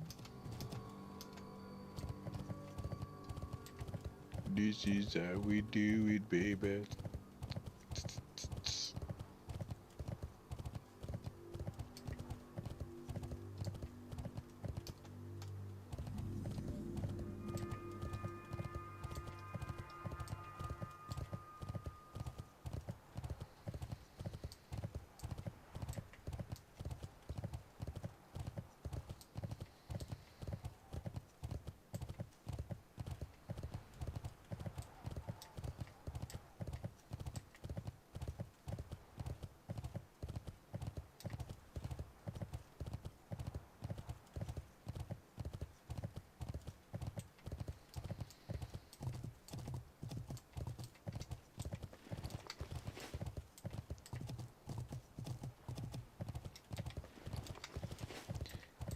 Yeah, desperately need to make gold.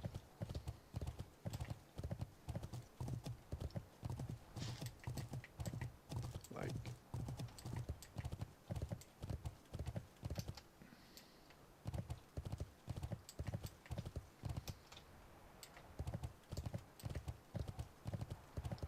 the gaping chasm.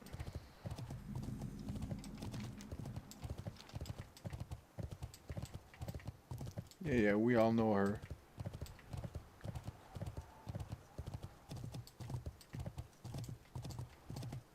Everybody knows her, the gaping chasm.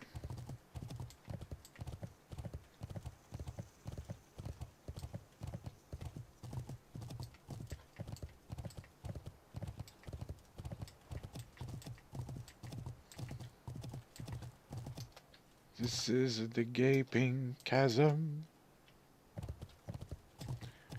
Hi, Dad. Oh, hi, son. May I present to you my future wife? All right. What's her name? Well, son, what's wrong? What's her name?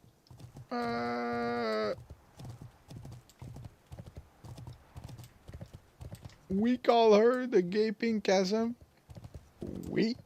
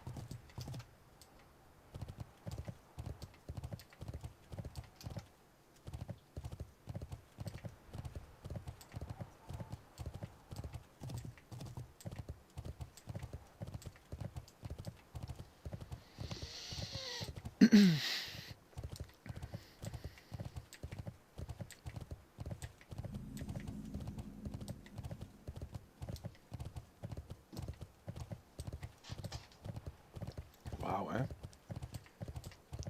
Go all around Tanaris, they say you're gonna find mithril. Go all around Tanaris, you're gonna find mithril. Yeah, just, you know Tanaris? Yeah, just walk around it. You're gonna find plenty of mithril. Oh. Maybe other people are farming the mithril? No. See that? That's a big ass gate. Valley of the Watchers.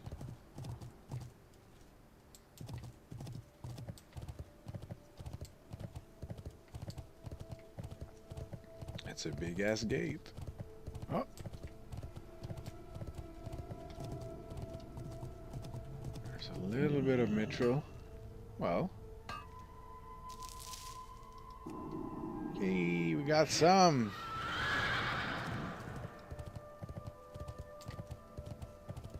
The things we set up on the auction house are not selling at all, so that's, I think it's gonna be problematic.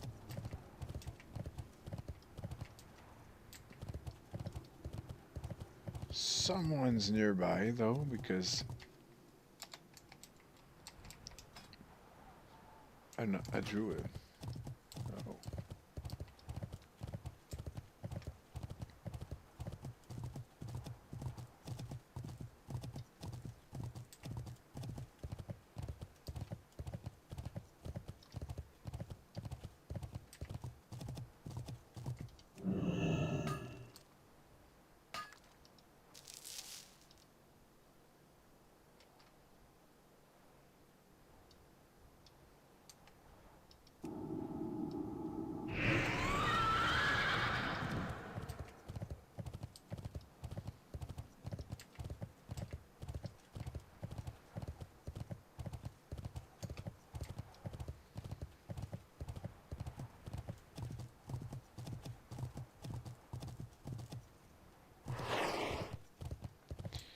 Fair, the druid cannot fly over here as well, so that's okay.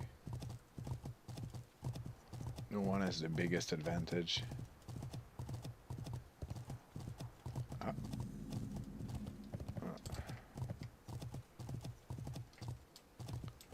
245. It's too bad.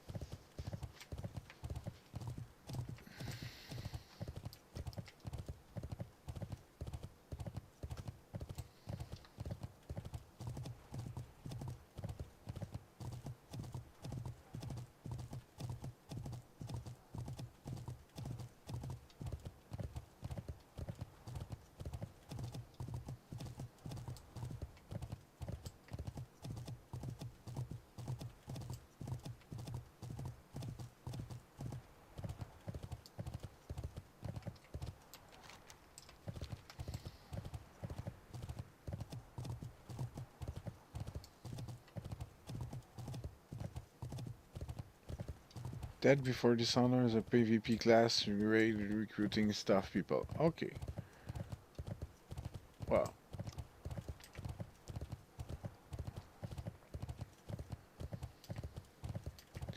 I wish nothing but the best for you. I wish nothing but the best for you. Oh, this is the Gaping Chasm. Oh no, that was the Gaping Chasm. This is Noxious Lair. Oh, sorry.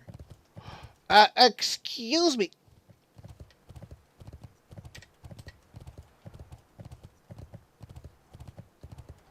Damn, we don't have anything. There's no fucking nothing to mine. What the hell else? Okay, so, well, here's what's gonna happen.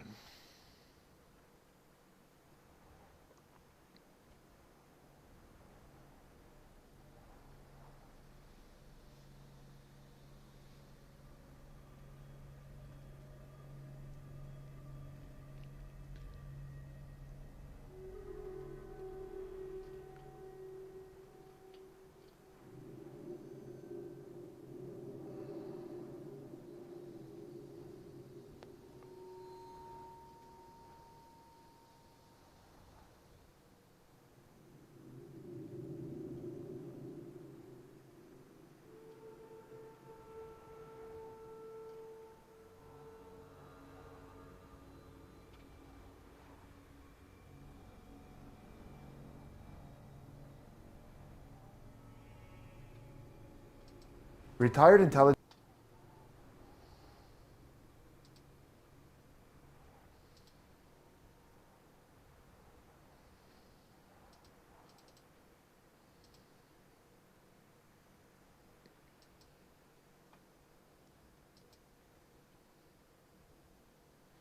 What if I do this? Is there any sound?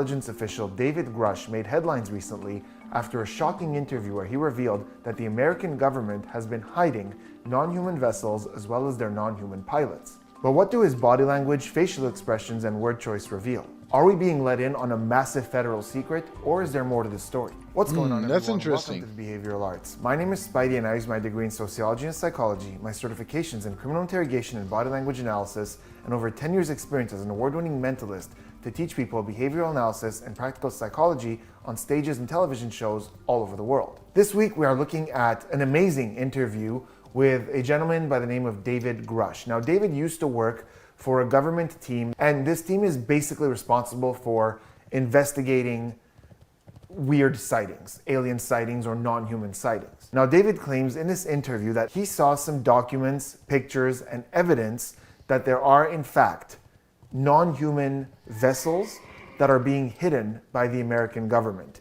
and even the pilots of those vessels. In this video, we're going to look at his nonverbal communication, his behaviors, the things he's saying, this evidence that he claims to have, and try to figure out what's really going on here. Now, before we dive into this analysis, let me give you the 3 challenges of this particular case. 3 things that make this a little bit different from other things we've looked at on the channel.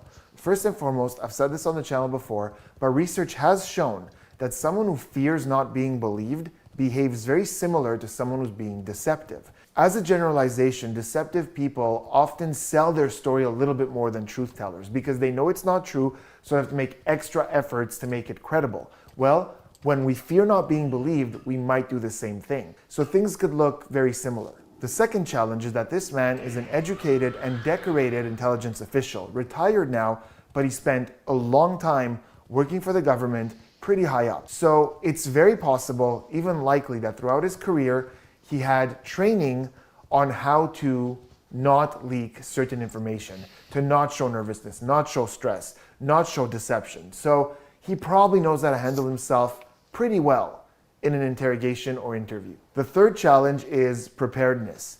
It's quite likely that he knew the questions that were going to be asked, that they ran through them a little bit, and that he had time to think about what he's going to be asked and prepare some answers. And the interviewer does a good job to sometimes throw a couple of curveballs in, but there are a lot of questions here that he knew they were going to be asked, he knew how he was going to answer them. So that sometimes makes it really difficult to know because you're just getting a script that was prepared. But nonetheless, there's some really interesting stuff going on within this interview, and at the very least, we'll have some interesting debates in the comments, so let's jump right in. Welcome. Have a seat. Maybe start off telling me your name and who you are.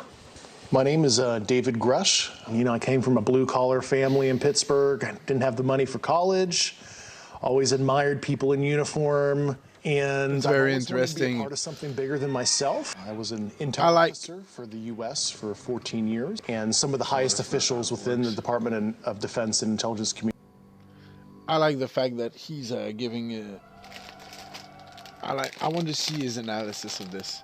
Yeah, that seems really good. Let's watch it. Community used to call on me to advise them on some of the hardest target sets that the country had. Okay, so right from the moment he walks in and sits down, we're getting a ton of information, but the most important stuff we're getting here is baseline. We have a chance to see how this guy communicates when he's talking about something not stressful, just his childhood, his life, his education. So from the moment he walks in, he goes up to the interviewer, leans in, shakes his hand, but look at his mouth. There's a smile there, but that is the epitome of a polite smile. It's not a relaxed smile. We're not seeing the eyes squint. It's not a genuine Duchenne smile. So Guillaume Duchenne is the researcher who found which muscles in the face are engaged when we do a genuine, real happy smile. And what you'll see is the corners of the mouth go up. Often it's an open smile. You see the cheeks rise and you see a squinting of the eyes that often cause what we call crow's feet, little wrinkles on the sides of the eyes.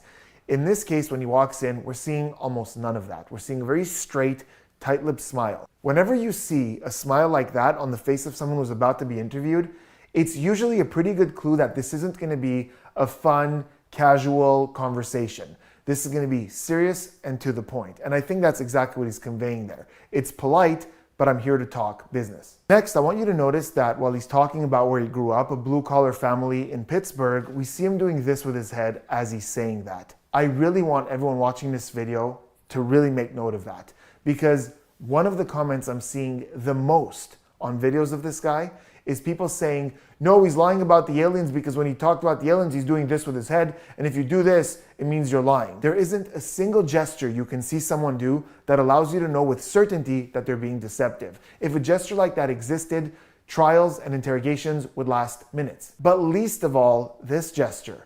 This can mean so many different things. Think about how if you eat something that's really tasty, you might go, oh my God, this is so good. Is that automatically deceptive? So no, this gesture could be noteworthy if a bunch of stuff is going on within context, but just seeing that does not mean someone's being deceptive, especially in this case because he's talking about his childhood. He's saying he was raised in a blue-collar family in Pittsburgh, and we're seeing this head going side to side. So is he being deceptive about that? Possible, but unlikely. So why is his head doing this while he's talking about where he was raised? Normally in my videos, I say that in social situations, this typically points to something along the lines of disbelief, disappointment, disagreement, or disapproval. But I think in this case, it's much simpler than that. I think this is a flat out no, but it's implied. More specifically, I think the meaning of this is nothing special. So imagine if you asked me what I did earlier today, and I don't feel I did anything special in my day. So maybe it's like mild disappointment. I might go like, stayed home, went to the grocery store, like nothing special. I think this is exactly what that is. Blue-collar family in Pittsburgh, nothing special, nothing to really talk about here. My confidence in the meaning of that is multiplied with what we see next, because as he says, didn't have money for college, we see that head continue to shake, but now we see two more things. The first is an eye flutter, so we see the eyes flutter, blink really quickly in succession, and we also see really quickly the mouth of contempt. Contempt is the only universal emotion that is asymmetric, that doesn't look the same on both sides of the face. So when we're happy, it's on both sides. When we're angry, it's on both sides. Contempt is the only one that's been observed on only one side of the face pretty much everywhere in the world.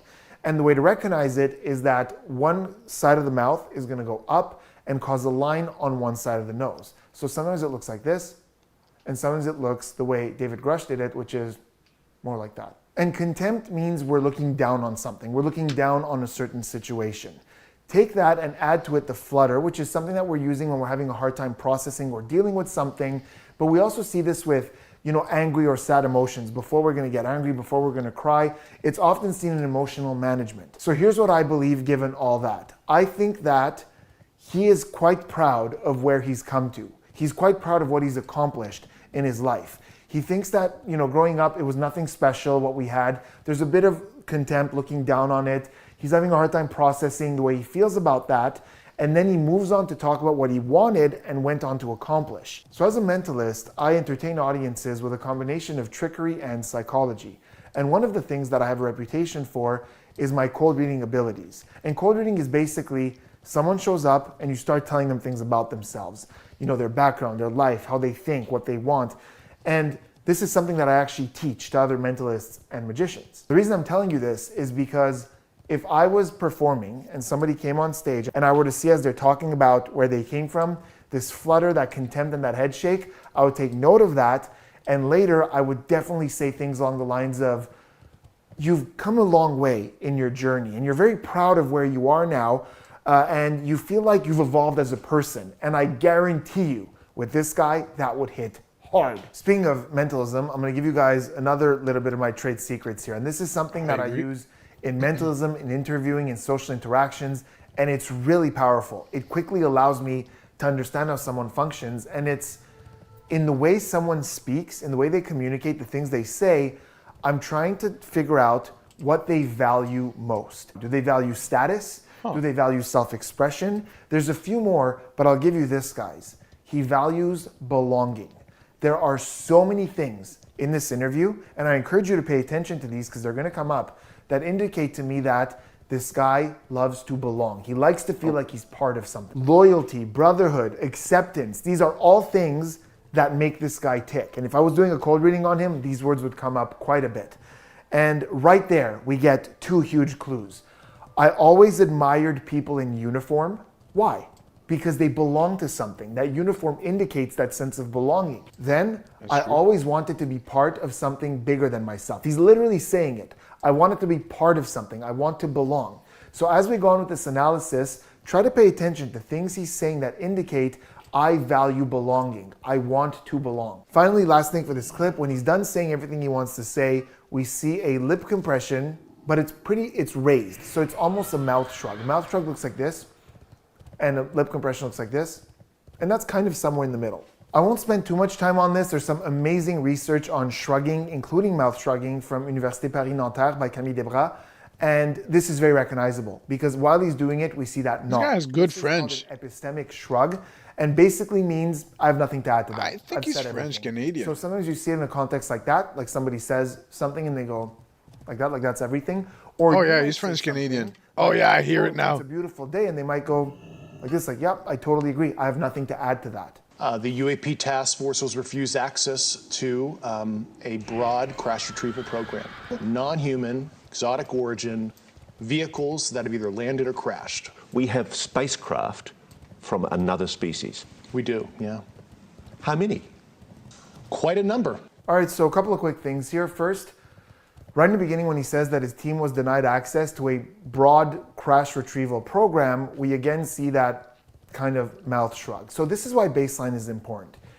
If I was watching someone else who doesn't mouth shrug quite often at the end of a sentence like that, with that epistemic mouth shrug, in this moment I would go, wait a second, there's a bit of a lip compression there. This shrug, is this denoting a lack of confidence? Is he withholding something? Is he not being totally honest? But because we've seen him do this earlier, we're going to see him do it again at the end of sentences that don't really have a reason to be deceptive.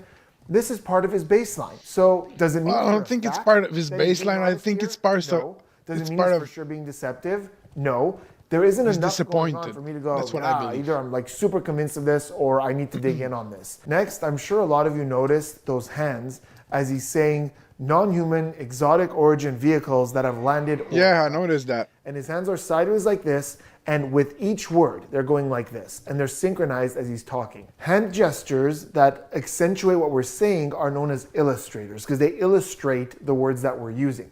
And what you want to look for is illustrators being synchronized with what we're saying. And in this case, there's pretty good synchronicity. So as he's saying that, we see the hands moving with the words that he's saying. So there's a pretty natural flow with his gestures as he's talking about this. It's not over sensationalized.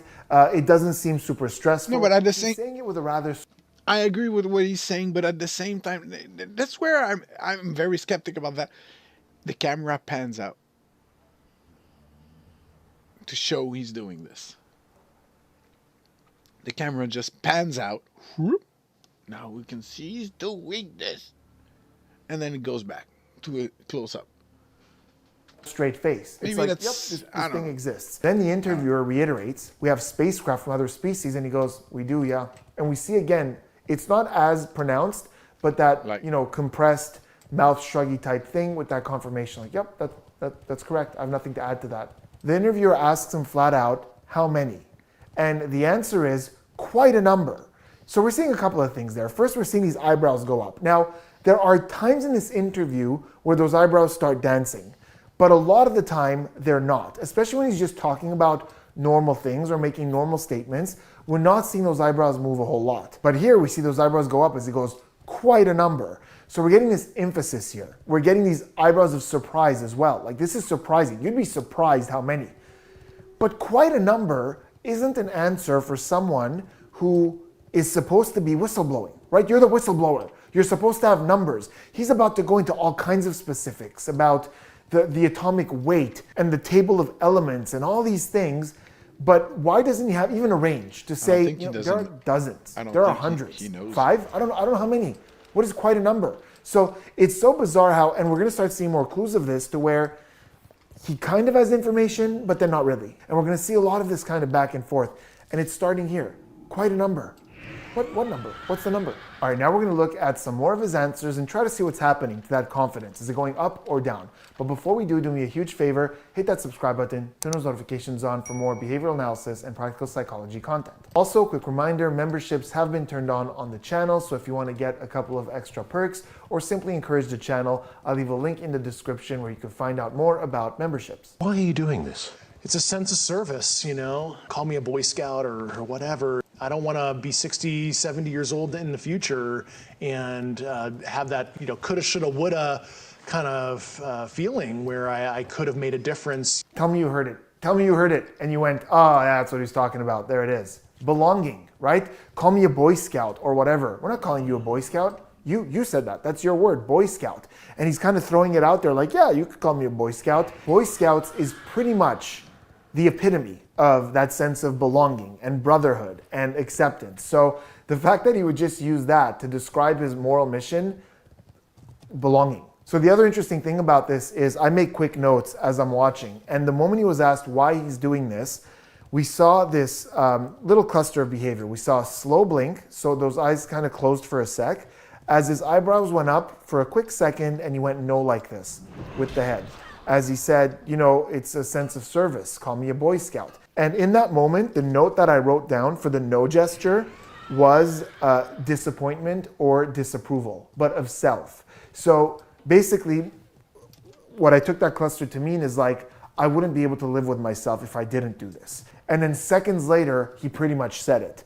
I wouldn't want to be older, 60, 70 years old, and think back and think to myself that I did the wrong thing. I wouldn't be able to live with myself. So that's exactly that cluster that we're seeing.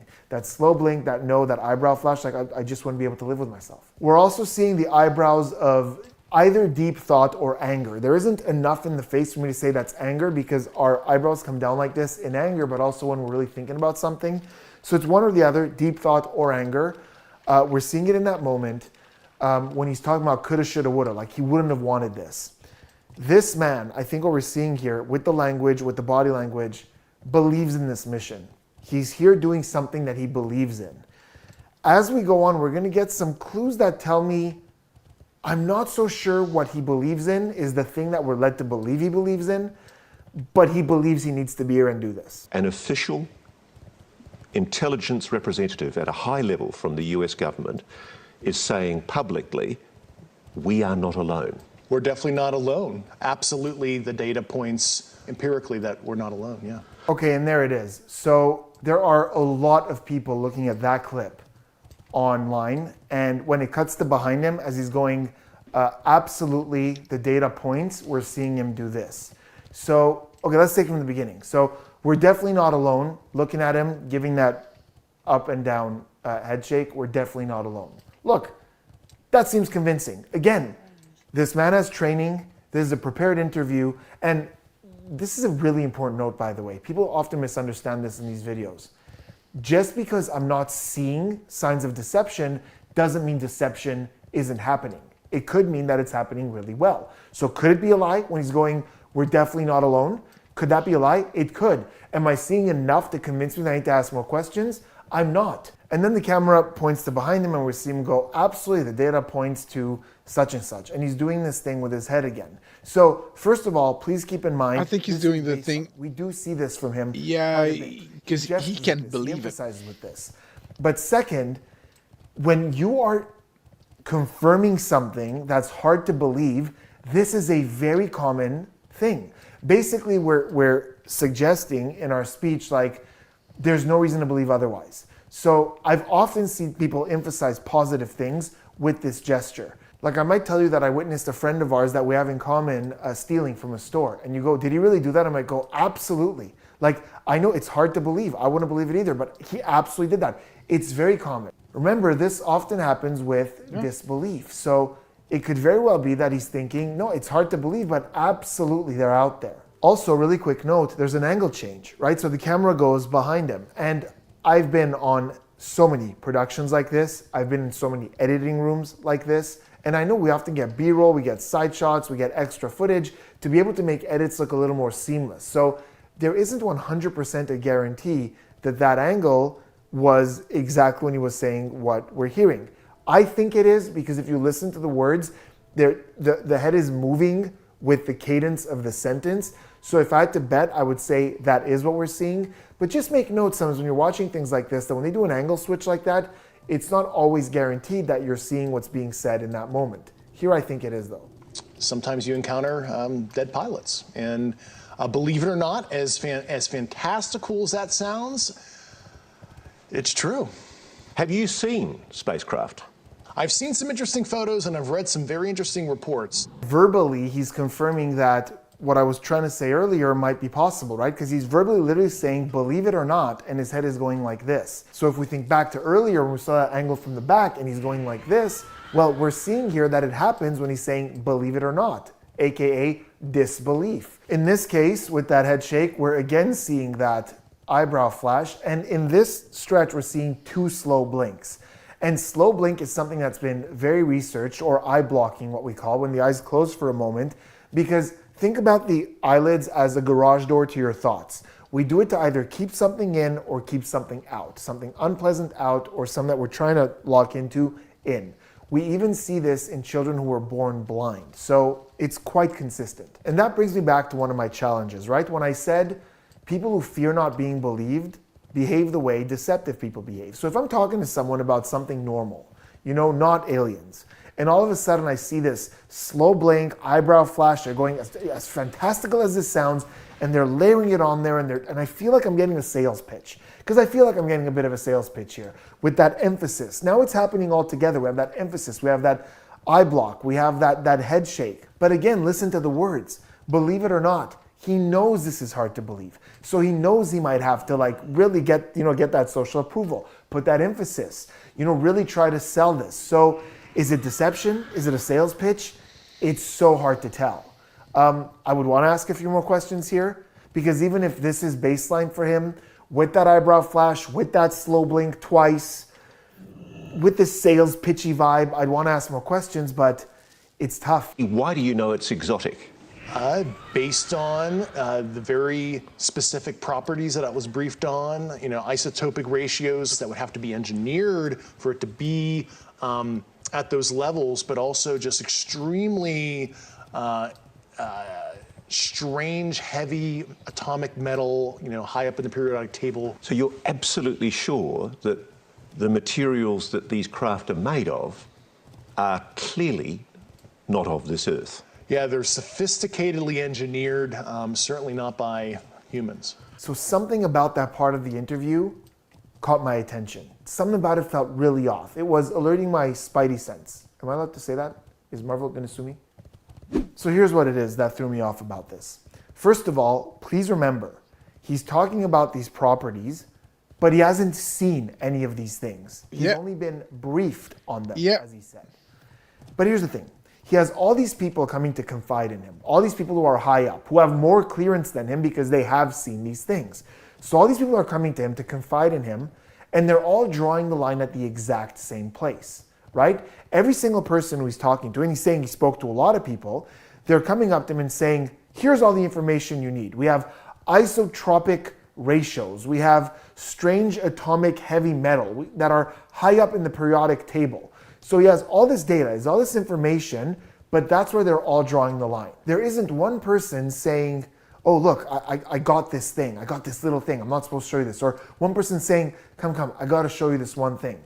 It's like all these people have agreed that, okay, we could tell him exactly this, but not more. That's where we draw the line. Also, why draw the line there? Like, why not show him this stuff? At this point, if you've told him the isotropic ratio, I don't even know what that means. I'm talking like I know what that means. I don't know what it means.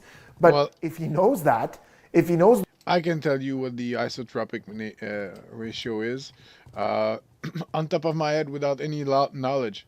Isotropic, I believe, is the ratio of proton to neutron and electron, which basically compose the elements. And when he's saying heavy elements, it's because of the number of proton and electrons, which makes the atom heavier. And he said that it needs to be engineered by a technology that we don't have. It's because this guy, obviously, you're a mind reader, that's fine. I'm an idiot, that's also fine. But yeah, that's what I strongly believe is, without doing any research. The weight of the metal, if they're telling... I could Google it, but... him all this, why not just show him? Like, he pretty much has a clear image of what it is anyways. So it's like, I'm having a hard time gauging how much clearance these people have and permission to talk about this, and how much clearance he has and permission to ask about this. Because it's like you're taking him right to the edge of the information, but never actually just taking that one little extra step. It's like he's almost there, but not quite. It's weird. Just because you're some advanced sentience that has advanced technology doesn't mean some small percentage of your, I'll use the Air Force term like sorties, meet an unfortunate operational conclusion, as we might want to say. Please tell me you heard it that time. Like, please tell me your mentalist powers are being activated. He goes, I'll use the Air Force term, sorties. And like, look how giddy he is. He says sorties. Like, this is the term we use in the Air Force. Me and my friends, this group that I belong to, that's the term we use. That's not how most people would speak. Either they would just use the term, or they would say the term that we understand. I don't know what a sorties is. They would use the term that we understand. Vessel, ship, whatever. But he's going, I'll use the Air Force term, sorties, and he's happy. Like, he knows this term because that's his group. That's the term that they use. And then again, he goes, he gets giddy about it again as he smiles. An unfortunate operational conclusion, as we might want to say. Not as they say, as we say. Me and my group that I belong to, me and my friends. So again, in his language, we're seeing these clues that he likes to belong. He likes to be part of something. This is going to play a lot into my conclusion about this whole thing. Saw a craft, appearing to be intelligently controlled, hovered over a nuclear weapons silo and shut down 10 nuclear ICBM missiles.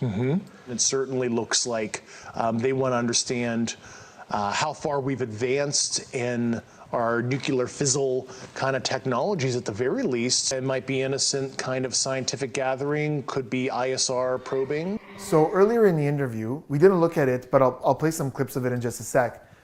He talked about how these aren't necessarily from another planet, but maybe from another dimension right here on this planet. And he went into some heavy scientific terms and words.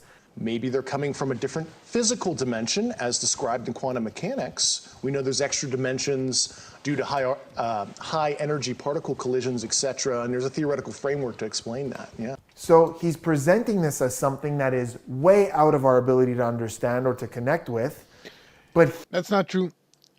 He's saying regarding the quantum mechanic of the physics, anyway, I don't know the precise name. It's because when you observe a particle, it can be at many places at the same time. A small particle. It's hard to explain. It's hard to understand. I don't understand it quite because I'm not smart at all. I'm an idiot. But yeah, that's what he's saying. It's because something can be at two places at the same time. That's what he's saying. And yeah, I don't know how it works exactly, but that's what the theories are showing right now. here he's talking about an event that he wasn't present for, that he's only heard about, and he's making a lot of assumptions as to what these beings are trying to do. You know, they're scientific gathering to see how far we've advanced. You can't know that. And then later he's going to say some other things that would contradict this, and we'll talk about that.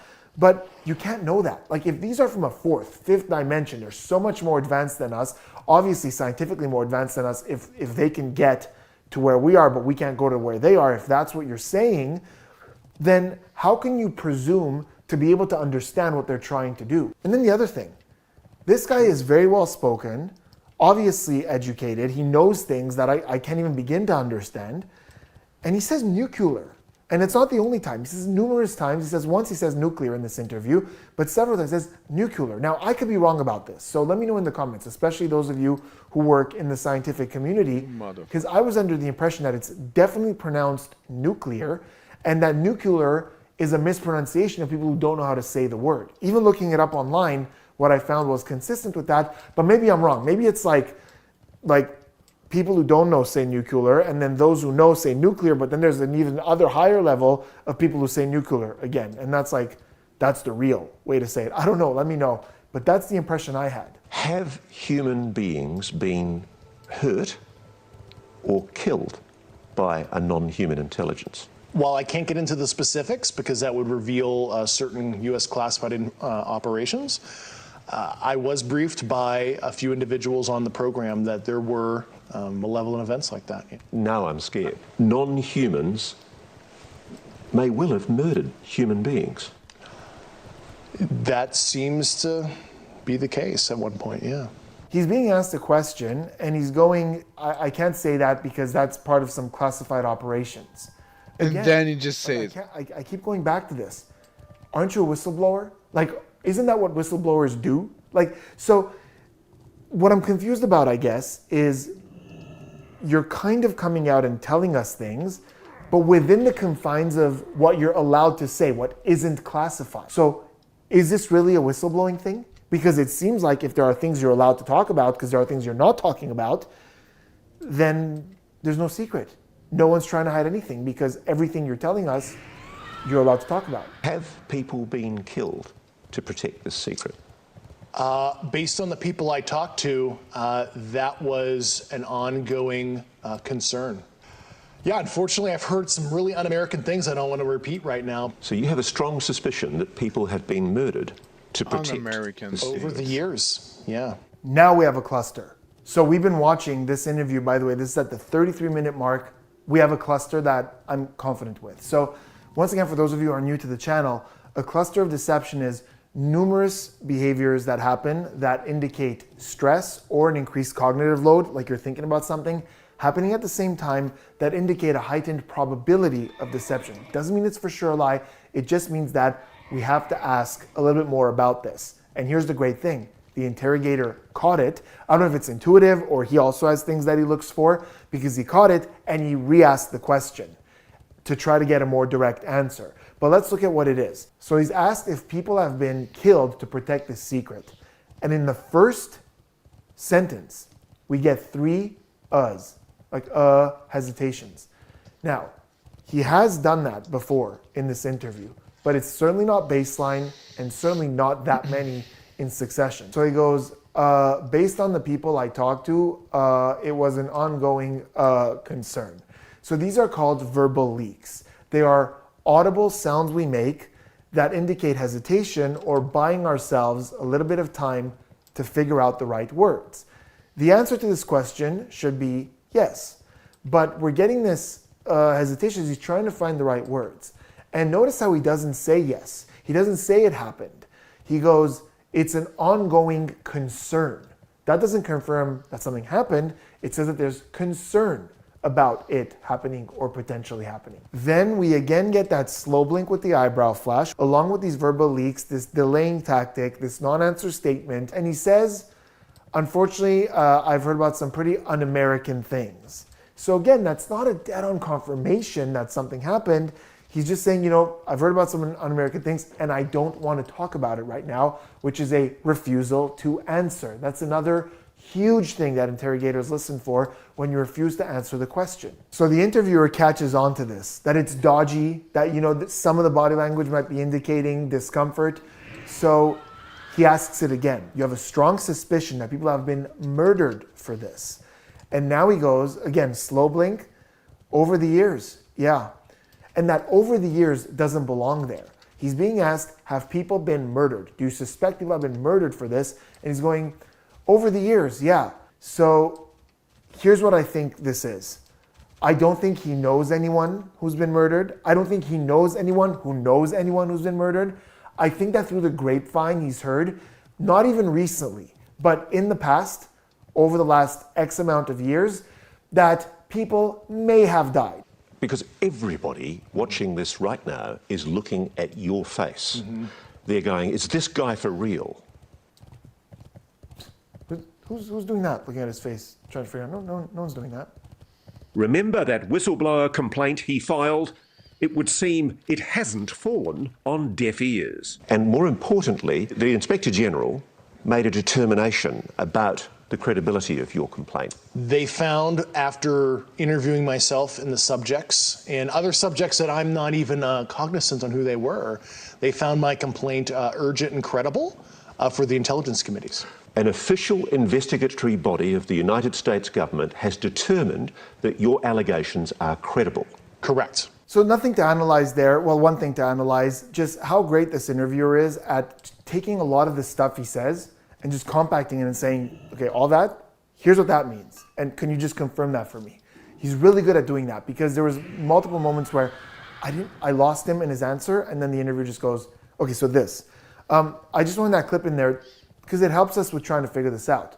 There is a government body who... Just before we go any further, this is Ross Coulter. He's a very good interviewer. He's very well spoken, and he's also a very smart individual. You can see it. So let's keep on. Is taking this seriously. So let's make note of that. That someone's going, this is urgent and credible. I don't know what's going to come of it. We're going to have to keep up to see if that's actually going to pan out into anything. Are they just saying it to just kind of, you know, let it all cool down, let the dust settle?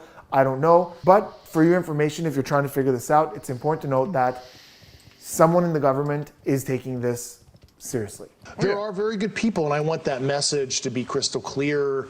Let's not demonize holistically the U.S. government. There's a whole army of people that want change. I am one of tens, if not hundreds, of individuals within the government on these programs that would like a change. Belonging. I'm one of tens or hundreds of people who want to see change. Let's not demonize holistically the whole government. He still wants to be seen as part of the government. He still wants to be seen as part of this group of tens or hundreds. Belonging. He wants to belong. He said in the beginning of the interview, and it's a theme throughout this entire interview, this guy doesn't want to be a solo artist. He wants to be in a band. He wants to be in a choir. But also, let's not demonize holistically like the whole government. Okay, so the whole government isn't to blame. You're not telling us specifically who's to blame. Who do we blame? Again, I'm going back to what's going on here. What whistle are you blowing? How will the non-human intelligence react to the revelation that human beings now know they're here? Yeah, I mean, obviously the non-human intelligences have been around for a while, at least multiple decades in modern history, and they've allowed ourselves to annihilate ourselves, genocide, war, famine, etc. So at the very least, I think they're kind of neutral on what humans decide to do with their free will. So there it is, again, and that's inconsistent times two, because first of all, going back to what we said earlier, you can't know. Like you've said yourself, they're such advanced beings. Maybe they look at us having war. Maybe they don't even understand what war is or what genocide is. Maybe they don't understand that. You don't know what their experience is. Him speculating what these aliens are experiencing and trying to really present it with credibility is like me trying to tell you what the bookshelf behind me is experiencing. I don't know. You know, so that's weird. Further, the previous time where he speculated on what they were doing, you know, like with those missiles, they were trying to gather information and to see what kind of power we have or what kind of science we have. Well, that contradicts this, because now you're saying, well, they don't seem to care. You know, they've seen us do it for years. They're just kind of neutral about it. But earlier, they were trying to gather information. So not only are we speculating on what aliens are thinking or doing, but 2 times our speculations kind of contradict each other, I feel. I guess there's a narrative where they're gathering data, but then they don't care what we do to each other. Like they're gathering data, but they're not going to use it or interfere or anything like that. I don't know. It's just weird to me that he's speculating what these beings that we have no experience of, that he's never seen one, are thinking. And he's like kind of running with that. I don't have this utopian ideology that this is going to, solve world problems, stop war entirely. But all I want is a moment of pause and to see if the subject unites us, as we've obviously become more divided over the last couple of decades. What you're revealing may mean we all start thinking of ourselves not as American, Australian, Russian, Chinese, but as human. Human family. I think that's... belonging. He's going to plug it. Yeah. He's going to plug it. I feel like if I say the word one more time, you guys are going to throw your devices out the window. He got it. So I'm just going to say it. Belonging. Like the human family. We're all just one big family. Why can't we all just get along? He wants to belong to literally the entirety of the human population. It's sweet. It's kind. But that last part, the way he concluded, gave me some thoughts about what we're seeing here overall. When they were talking about how, I don't have any delusions of a utopian, thing, but I hope this unites us, something happened in my thoughts. Now, I'm usually not one to subscribe to conspiracy theories and like, oh, there's this big... Or is he gonna go where I think he is? Massive plot. But I do think there's a wider narrative here, and he's simply a part of that narrative. Let me explain. Yep. It seems convenient that he has this information that he's coming out and he's talking about. Just enough. He draws the line at certain things that are classified. Exactly. We're allowed to talk about this. Who's drawing that line? Someone's drawing that line. Whether someone told him, like, we need this information out there, but without that information, for whatever reason, whether he's been led to believe that it's okay to go talk about this, I just find that it's weird. And I said this numerous times, that he's called a whistleblower, but he hasn't really revealed anything revolutionary. There's no real evidence.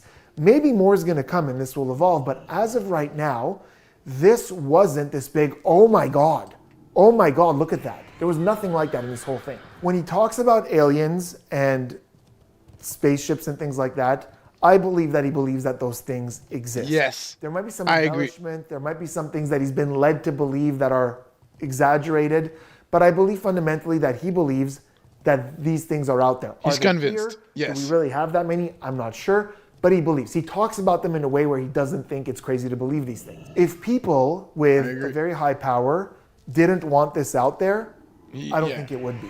Yeah. Especially because look at the messenger. This guy likes to belong. He doesn't like to betray. He doesn't like to throw people under the bus. And although we're seeing little bursts of, I heard some pretty un-American things, and little bursts of anger that, this shouldn't be hidden, we should have access to this, we're not seeing someone who's pissed at an establishment. Folks, this is being hidden. We have to go after this information. There's no plea to the cameras. Guys, you're being blinded. It doesn't have that whistleblower vibe of, I have information, we got to get this out, talking about classified stuff. He's not doing that. He's still respecting these lines that someone else drew. So at the end when he said, the human family, like it's important to him that we're all just one big human family, that it just got my curiosity going. Like, is that the goal? Is that the mission here? Because we're not getting a ton of information, we're getting enough to go, okay, we better stick together on this one. But that's his conclusion, and I think it's relevant. Experiment. And there are many studies like it that demonstrate that when we're competing for limited resources, it creates conflict. However, if a common challenge or threat is presented, we work together towards that threat. So here's a really great example. Let's say you're in a convenience store and you're having a heated argument with someone. You don't know this person, you're having a heated argument. If in that moment a robber comes in to rob the place, you become allies. This person that you're arguing with, you become allies to protect yourself from this robber. If during this robbery, a murderer comes in, like a violent murderer, the robber becomes your ally to either get away or fight off this murderer. During this, if aliens were to show up, now we would think of ourselves as it's no longer person I'm arguing with, robber, murderer, it's humans against aliens. So bigger threats do bring us closer together. Whether he was led 100% true to certain information to come out and do this, and this is all controlled because we're seeing these limits. He's playing within these boundaries, or he's in on it. Like he knows that, okay, this is the plan. So we're going to go out and put this narrative out there. Hard to tell, but I'm seeing inconsistencies in the way this is being presented between whistleblowing but drawing that line. But either way, I think it's a super interesting topic. Like we didn't get much here, you didn't say much, so I'm excited to see where this is going to go. Is this going to develop more? Are we going to hear more about this? Is some of it going to be released to the public, or is this it? And if this is it, a big part of me will go, well, that was weird. There must have been a goal to just that. There's a very interesting video. I will add to your assessment because I thought it was very interesting. Actually, sorry about that. Dude, the guy, you said it throughout the interview, he wants to belong. His conclusion, humans have to be together and, I want one big group of human and everything. I got you, and I feel you with this. It's okay. I think he's being led on. He's being, look, this guy, the best salesperson is the one that's convinced. And if you want to sell a lie, you convince somebody that it's true, and then he's gonna do the job for you. It's not complicated. And this is so true, the analysis that he made. He's got no actual proof of what he's saying. So this is just speculation. Nobody showed him like, oh yeah, I'm going to show you something. No, they just, all of this higher ups, higher than him, chose him to go and say that. They didn't show him anything. They chose him to say stuff that could be credible, We all know that governments or, let's say, I want to say people with power, not governments, people with power, often tend to secure that power. I mean, if I had power, yeah, I would secure my power with any means I could, because that's just how it is. That's just how it is. It's just human nature.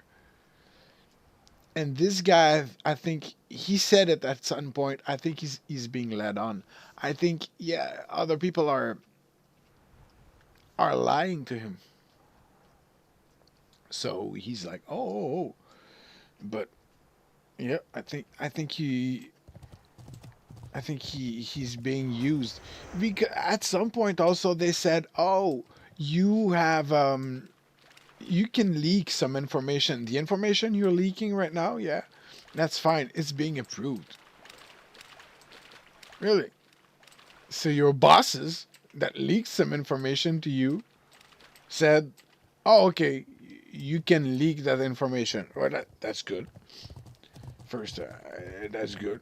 So you're a good boy. You're a good boy. You do what your bosses told you to. And at no point you're being. I think this guy wants to belong so hard, and that's right. It's true what he said. I think this guy wants to belong so hard that he's not being 100% rational, or he's unaware that he's being led, and that's very dangerous. The analysis that he did. Very good analysis, by the way. I am no professional, but I saw the exact same things. So, I guess I have a good eye. But he's genuine when he talks. He believes what he's seeing. He believes in what he said. He believes what he's bringing to the table. He's not trying to be deceptive at all. And that's what's making him dangerous. It's because experts like this guy are analyzing.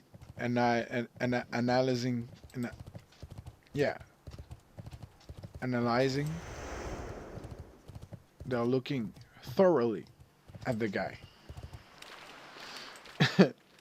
And for sure it'll be hard to read because he believes it.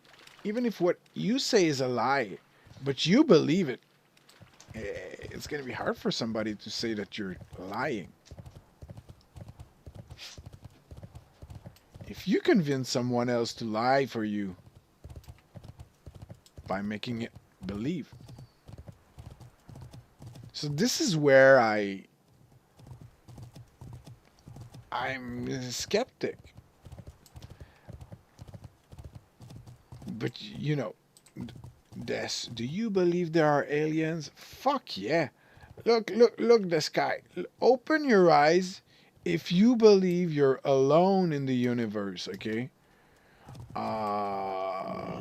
Yeah, you're just dumb. If you believe you're the smartest creature in the universe, two things. First, this is sad. Not you, but you know, this is sad for the universe. If we are the smartest around, and yeah, that's sorry. That's not looking really good. And yeah, no. I believe this whistleblower is sorry about that. All right. Oh la la. Do it again. I believe this whistleblower is truthful, but he's being fed lies.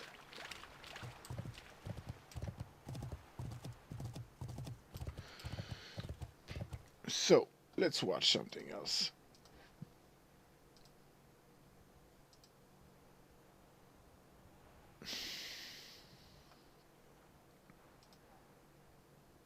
Hey. Hello. Pop Pompe.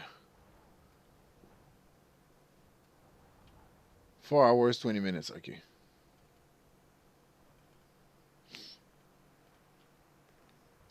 Wow.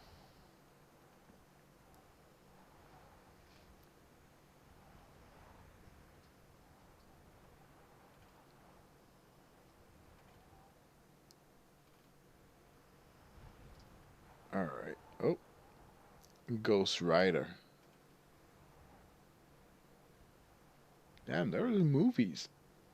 Well, I don't want to watch them, but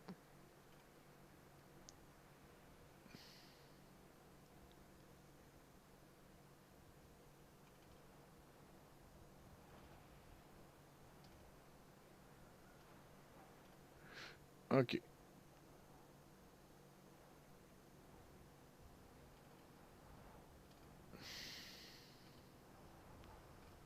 Let's do. Why is it all free documentaries or movies? That's not what I'm looking for.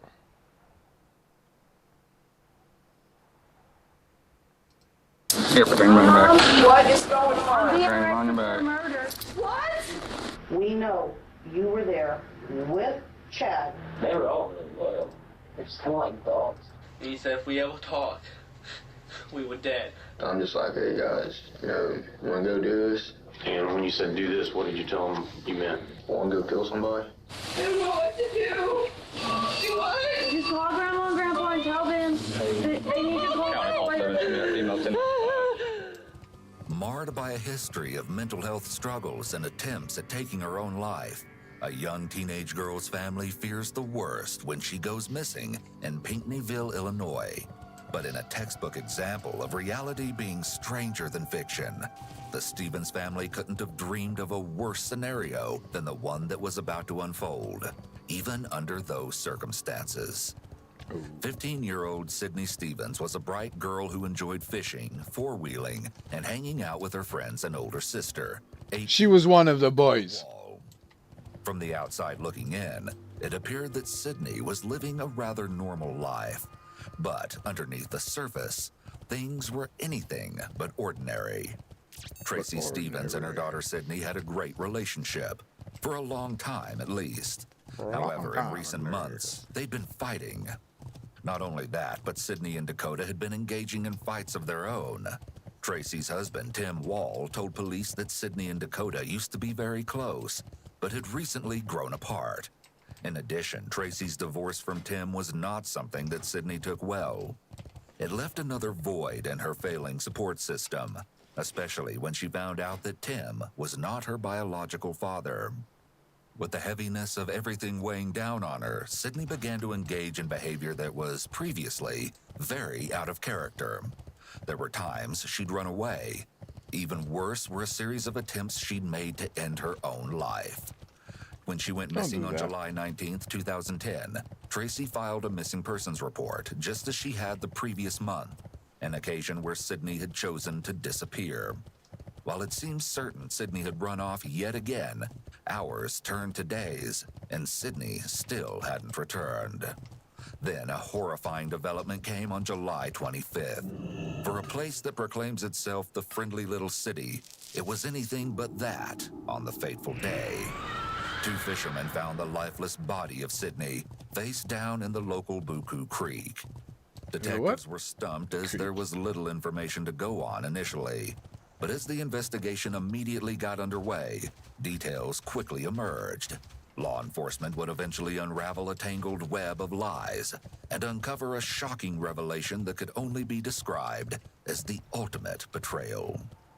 Let's begin now with an acquaintance of Sydney and our first person of interest, 18-year-old Carl Dane, who authorities have called into question just 3 days after Sydney's body was recovered. I guess you know what we want to talk to you about the situation with Sydney. Yeah. What do you know about it, Carl? About it or her? That whole situation or just in general her? We want to know what you know about what happened to Sydney. I don't know anything. Do you remember where you were on Sunday night, the 18th? I was sitting at home. It's a pretty quick answer. How do you know where you were that long ago? I just remembered, I remember what I'm doing, every once in a while. Most people who are being honest have a reasonable memory. When suspects have a memory of extremes, detectives will see that as a red flag for deception. For example, if a suspect remembers what they were doing on an ordinary day 2 months ago, that is unusual. Going for the other extreme, if a suspect can't remember what they did yesterday, that's also unusual. Sydney's older sister, Dakota, is brought in almost 2 weeks after Carl's interview to talk about the tragic event. While getting settled, the detective, Janice Barber, informs Dakota that she's from Chester, Illinois, and relays that it isn't unusual for her to help out with major cases from other towns. Can you tell me about your and Sydney's relationship? Well, we got along great till puberty. Then it was the don't touch my stuff, I hate you, fall off the face of the earth kind of thing. Typical teenage sister. Yeah. Things. But, we got along great unless I was on my period or she was on her period. Then we absolutely did not want to be around each other. Sure. But other than that, got along great unless she was trying to take my stuff and we were fighting about chores or something. So let's talk about Sydney and her disappearing. Her disappearance is what everybody originally thought it was. Mm-hmm. Where were you when you were notified of her disappearance? I was at my boyfriend's house. And who's your boyfriend? Chad Bennett. Okay. Last time you saw Sydney? The day before. The day before. The day before? The day that she went missing, I seen her because I came back from camping. Okay, and what time was that? I got home at between 11 and 11:30 in the morning. And then how long were you and Sydney both there at the house? Yeah. How long? I got there about 11:30 and I came back at about between 3 and 3:30 and left about 3:30, so. Dakota had apparently gone camping on Saturday, July 17th, 2 days before Sydney's disappearance. She promptly returned home the next day on the 18th. Along with Dakota, her 20-year-old boyfriend, Chad Bennett, had spent a couple of hours at the girl's home before the pair departed for Chad's house later that afternoon. According to Dakota, this was the last time she saw her sister. Shortly thereafter, something unexpectedly sinister was carried out, and things would never be the same. 2 days after Dakota's interview, we meet Chad, who may possess salient details regarding Sydney's tragic final moments. The detective begins by shaking Chad's hand, a gesture of respect, likely aimed at building a positive rapport. Chad sits slumped over with his legs spread apart, coming across as unaffected by the circumstances. Then again, this may be a comfortable position. Nonetheless, the detectives have most likely taken note of this nonchalant behavior, and they proceed to question Chad about his whereabouts on Saturday, July 17th. Man, what did you do that night? Sat at home. Okay. You didn't go out with any of your friends or anything? Anything to Friday or Saturday. You know, I have to call his house. Okay. You don't know which one it was?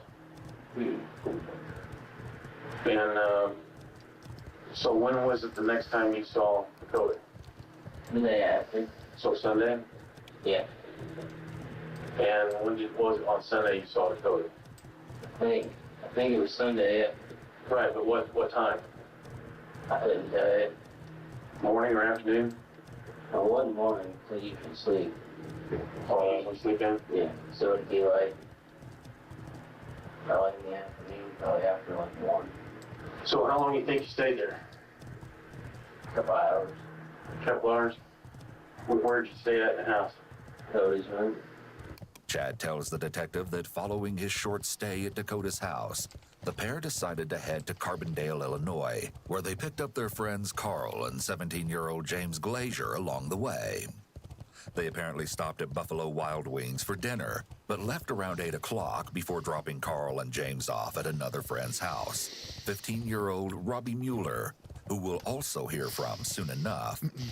Following this, Chad drove Dakota back to his house, where she spent the night. Since her phone was supposedly turned off, Chad had awoken to a panic call from Tracy the next day, on July 19th. Tracy asked that he inform Dakota that Sydney had once again gone missing. But Dakota wasn't too worried, as this seemed to be a regular occurrence.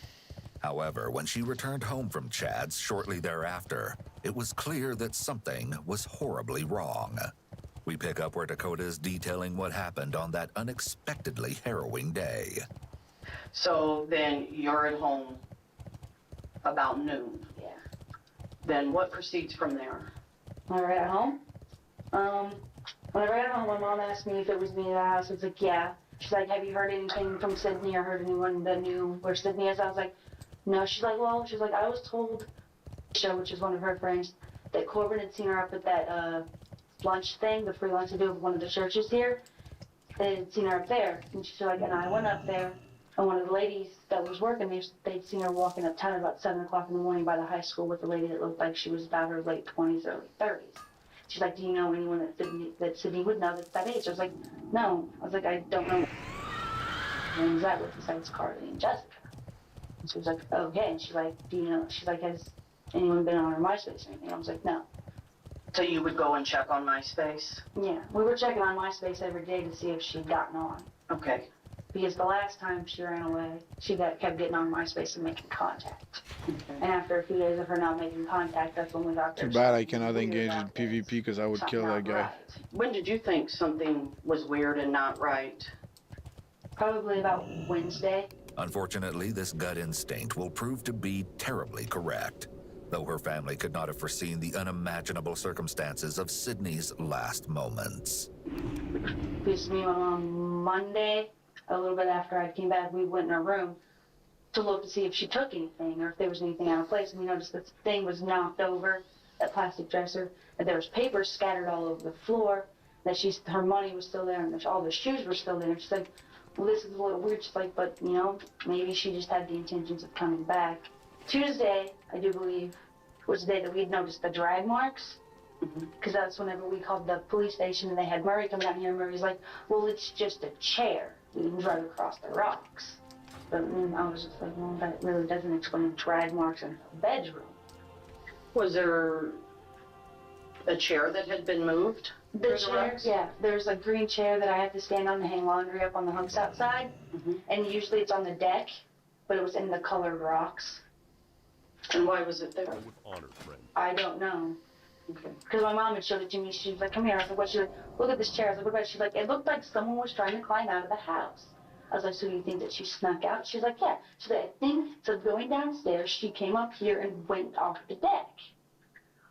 The disorderly state in which Sydney's room was left could indicate that something far worse may have happened than the teen simply having run away. Dakota follows up by telling the detective that Chad had come over to the house on that same Tuesday, July 20th. The pair supposedly watched a movie before Chad left around noon for work. Did you guys ever talk about Sydney? He had asked if we had found anything out, and I was like, no. I was like, we haven't found her or anything. He was like, are you looking for her? I was like, yeah. I was like, we're trying to see if anyone's seen her or not. I was like, but we haven't, anyone's seen her. And he was like, oh. He's like, well, I hope you guys find her. He's like, because your mom's already taking his heart. I was like, yeah. I was like, just a little bit. Was he nervous? Mm-mm. How long have you and Chad been going on? A year and a half. Year and a half. I mean, you in love? Yeah. The detective asks Dakota if she's ever gone through Chad's phone, to which she replies that she has only done so as a result of others speculating that he may have been cheating. What would happen if he was messing around on you? I'd be very, very, very upset. Very upset. Okay. Now that the detective has glimpsed a preview of Dakota and Chad's romance, she switches gears in an attempt to learn more about another union, one with a seemingly violent dynamic. So let's talk about Chad. There's Chad and Carl. Well, there's Carl and Robbie. And what's the other boy's name? James. James. Chad's pretty good friends with these three boys? I know he's good friends with Carl, but James, he just met. Apparently I've known James since I was little, but I don't remember it. I've ever known James. Whenever my dad moved back here, James was always over at his house, and that's how Chad met him. So it had over years he met James. And then Turtle just moved here, and he met Turtle a couple months ago. Okay. So what's the deal with this? Explain this gang to me that they're all in. I have no clue. I find it stupid, and I told him that it's stupid because if you're not living in a town of 5,000 people where the majority of the people are prisoners, you don't have a gang. Okay. But they classify themselves as a gang. I'm not quite sure. I think something happened with the cops, and the cops started calling it a gang. Someone told the cops they were spray painting and getting illegal weapons and illegal drugs. In the small rural community of Pinckneyville, a so-called gang had allegedly emerged, known as the P-Town Saints, consisting of a few local members, including 17-year-old James Glazier, 18-year-old Carl Dane, 20-year-old Chad Bennett, and 15-year-old Robbie Mueller, also known as Turtle. Numerous other young men were reportedly involved in the group, but the four named in particular will remain our focus. We will now meet the youngest member. Could you state your full name? Robbie Dawson Mueller. Robbie's formal attire demonstrates a level of respect many might quantify as unusual for an interrogation.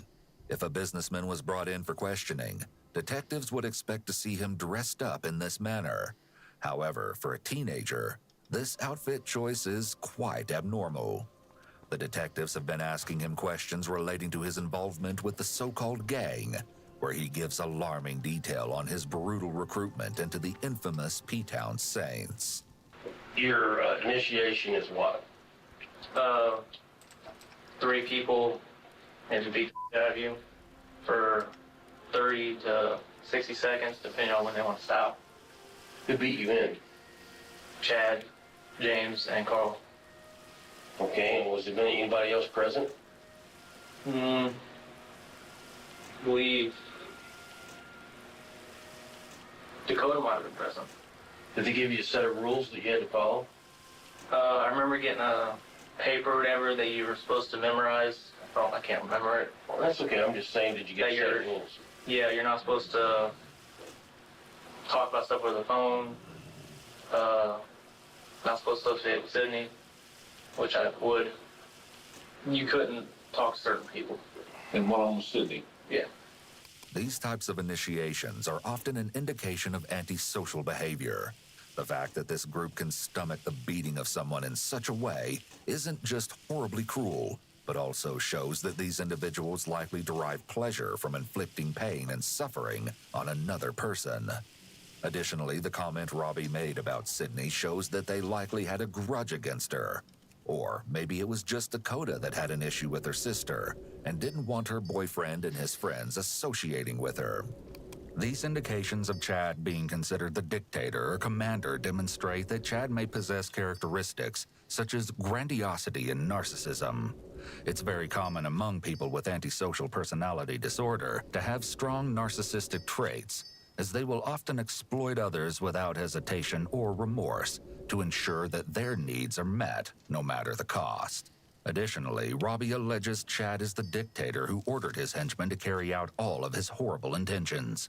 But could he have gone so far as to plan the ultimate crime? Let's hear from the so-called commander himself. But, I mean, with the whole Saints thing, I'm out. Let's talk about the Saints for just a minute, okay? Because this is something we got to talk about. I understand. How long has there been a Saints? Very long. Long? How long? A couple months, maybe. Just a couple of months. In recovered texts, Chad, codenamed Chuckles, had recited the official Saints pledge. For my fellow Saints, I hereby pledge my life to my brothers, and will do whatever is in my power to help them. If need be, I will die for my fellow Saints, just as they would die for me. This sort of unconditional devotion to the wannabe gang is typical among these delinquent groups. Human beings have innate desires to belong and to be accepted, which drive us to be a part of one or more social groups. We need to get together and protect each other, do what friends are supposed to do. And, that wasn't even really that long ago. Ganja Kings just went away. So originally you were Ganja Kings? Yeah. Apparently, before the not-so-well-known Peace Saints came to life, a group of young men had previously formed what was known as the Ganja Kings, although they were supposedly no longer active at this time. It started out with a bunch of us, and we had a setup of how it would go. What's the setup? It's so hard to explain. There'd be us, and there'd be 3 people that were up above the rest. And when you say us, who would be us and the 3 people that are above the rest? Me, Carl, and James were the 3. And so is that 1, 2, and 3? Yeah. You're number 1 because you're the OG. I started it, right. Yeah. And then after me came Carl, and after Carl came James. So the order would be 1, 2, and 3 then? Yeah. Top to bottom? Yeah. And now, does anybody else have a tattoo like you got there with Saints on it? No, but that's going to be gone soon. It's what? It's going to be gone. Why is that? Because that was nothing but a big mistake. Chad's ominous hand tattoo, showcasing a cross and skulls, is supposedly part of the gang initiation process, although it's not reported that Carl, James, or Robbie have the same one. This initiation system can be seen among various gangs across the world as a notable indication of one's allegiance to their group. But along with this, new members may be required to undergo a physical beating, such as the one described by Robbie. Like you say, it did turn into a gang. Oh, yeah. And you were the leader of the gang. You were the OG. Yeah, I know. And some of your guys really got into it, didn't they? They were all really loyal. Right. I mean, I hate to say it, but they're just kind of like dogs, to be honest. I mean, they were... Like what? Like dogs. You could tell them to do something, they'll do it. But I never did. But that's the point, though. At that point of a gang, you're the leader, you have your soldiers or people below you, and if you tell them to do something, it's just like it's army. They're supposed to do it, isn't that right? Gosh, yeah. And Carl was really into that one. Yeah, I guess you could say that. And James was really into it. Oh, yeah. Oh, God. James is probably the most loyal person we had. People who have antisocial personality disorder with narcissistic traits have an excessive need for admiration. They'll often seek out people who will worship them to satisfy their grandiose sense of self-importance and preoccupation with power and control. Having these loyal young boys around him means that Chad was likely able to use them however he saw fit, even if it meant committing a crime or harming other people. Along with this, Chad's demeaning reference to the other members as dogs may be yet another indication of possible narcissism. People with antisocial personality disorder don't fully trust anyone in their lives. They're very cynical and often anticipate that others want to do them harm or betray them, even those closest to them. I guess I don't know what you would call those guys. Would you trust Carl and James to be truthful to you? Yeah. Why? I don't know, it's just something, I trust them, can't trust them. So what kind of what you mean by did trust them? You mean before all this happened, you would have trusted them, but now you don't? Yeah.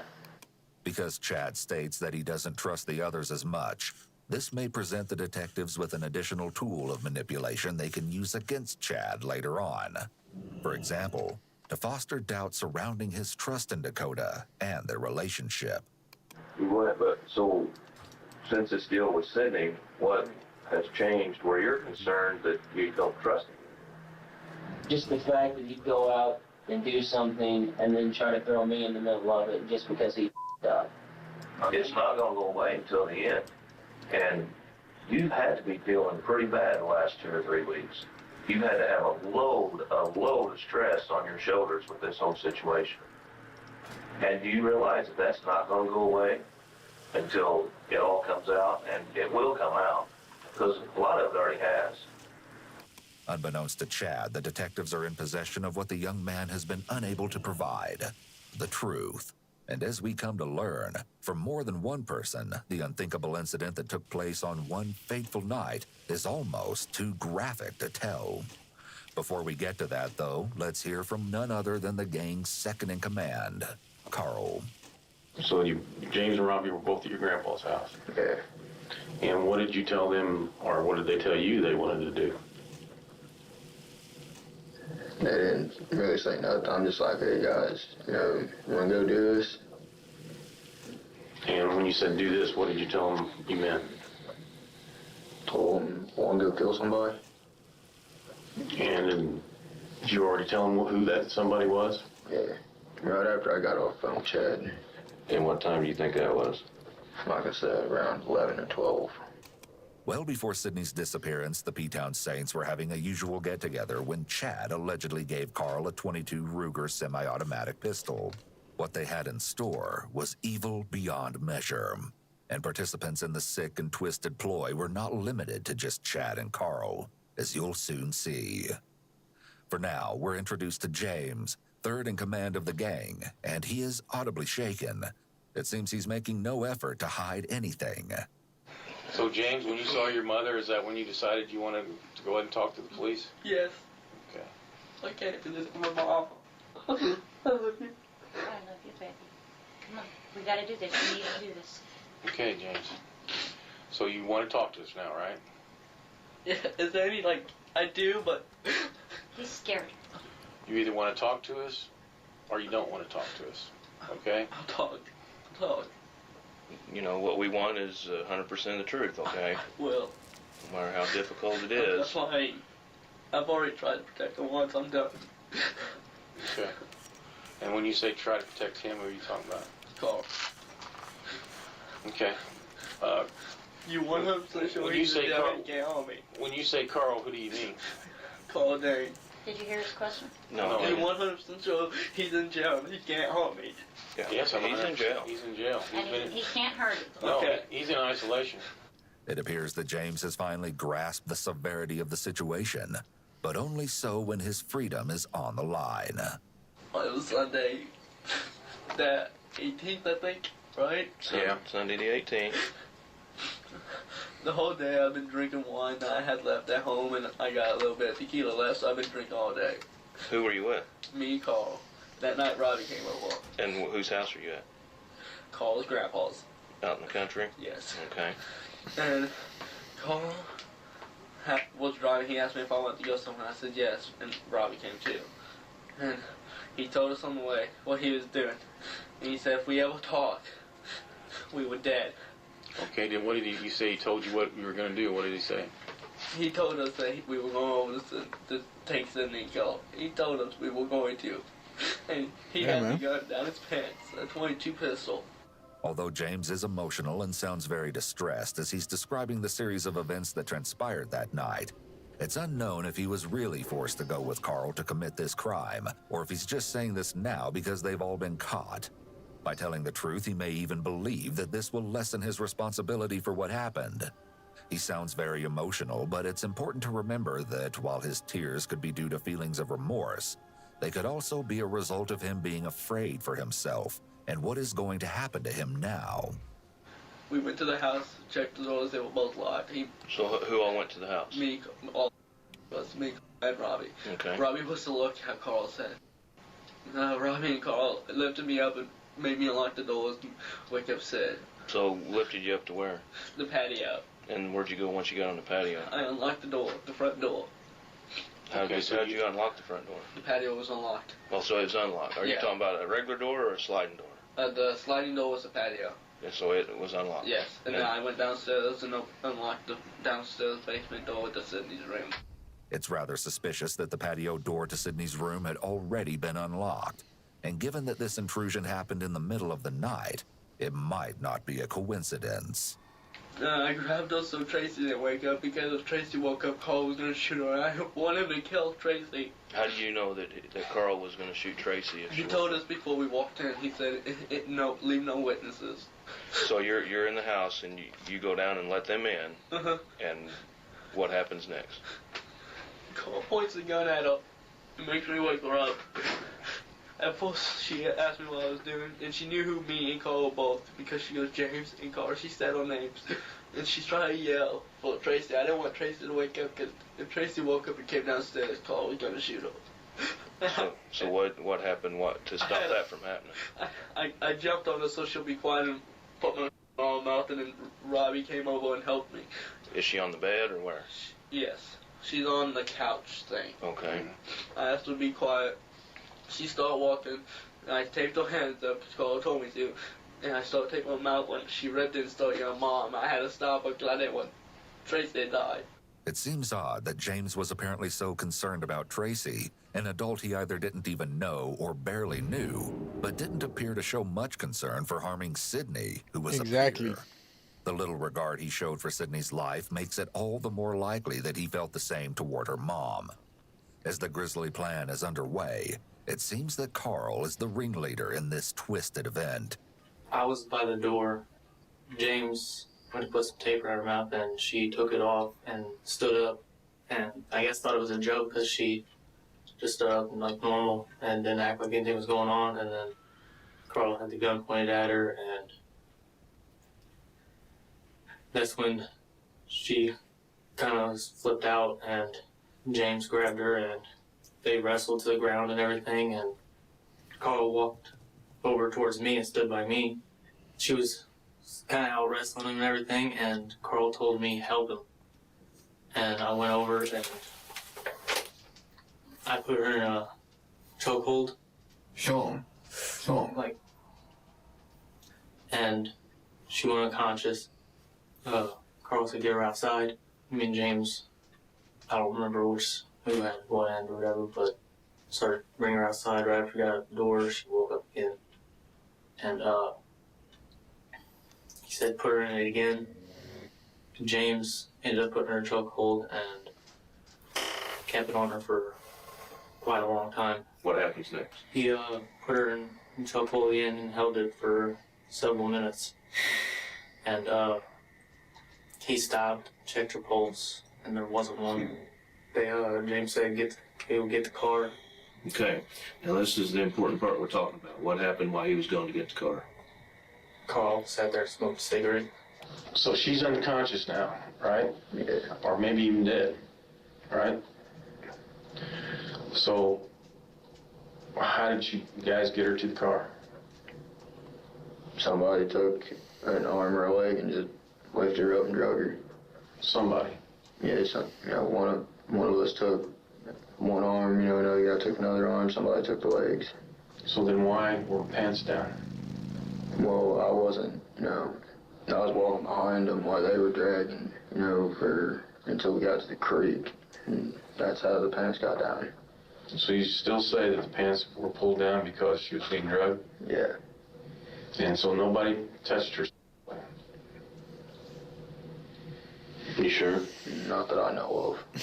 This statement is considered a qualification phrase, which can sometimes be an indicator of deception. It gives the suspect an escape in the event that they later need to retract what they said. The response is rather vague and leaves open the possibility that someone did assault her. She woke up halfway down the creek, and so I just walked 2 feet, away, smoked a cigarette. What do you mean she woke up? I came to. Okay, so she woke up halfway down in the creek. And why did you walk away from that? Because they had sex with her? No, somebody, choking her, so I just walked. No. I went to, smoke a cigarette. So who choked her? Robbie was at that time. Choking is commonly a crime of passion linked to jealousy and personal rivalry.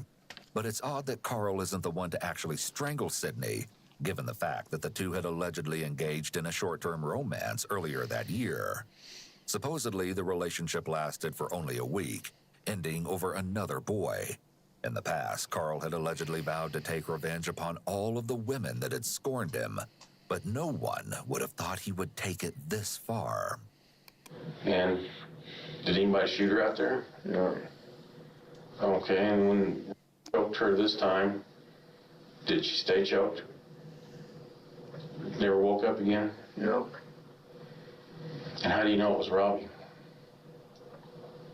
that was choking her, not James? Because it was dark, wasn't it? Because I could tell the trench coat from all clothes. Who had the trench coat on? James. Just sat up, and I'm like, hey, guys, get back to it.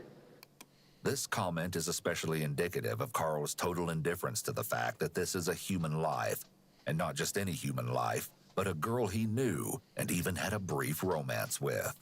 Carl's behavior is very typical of individuals with antisocial personality disorder.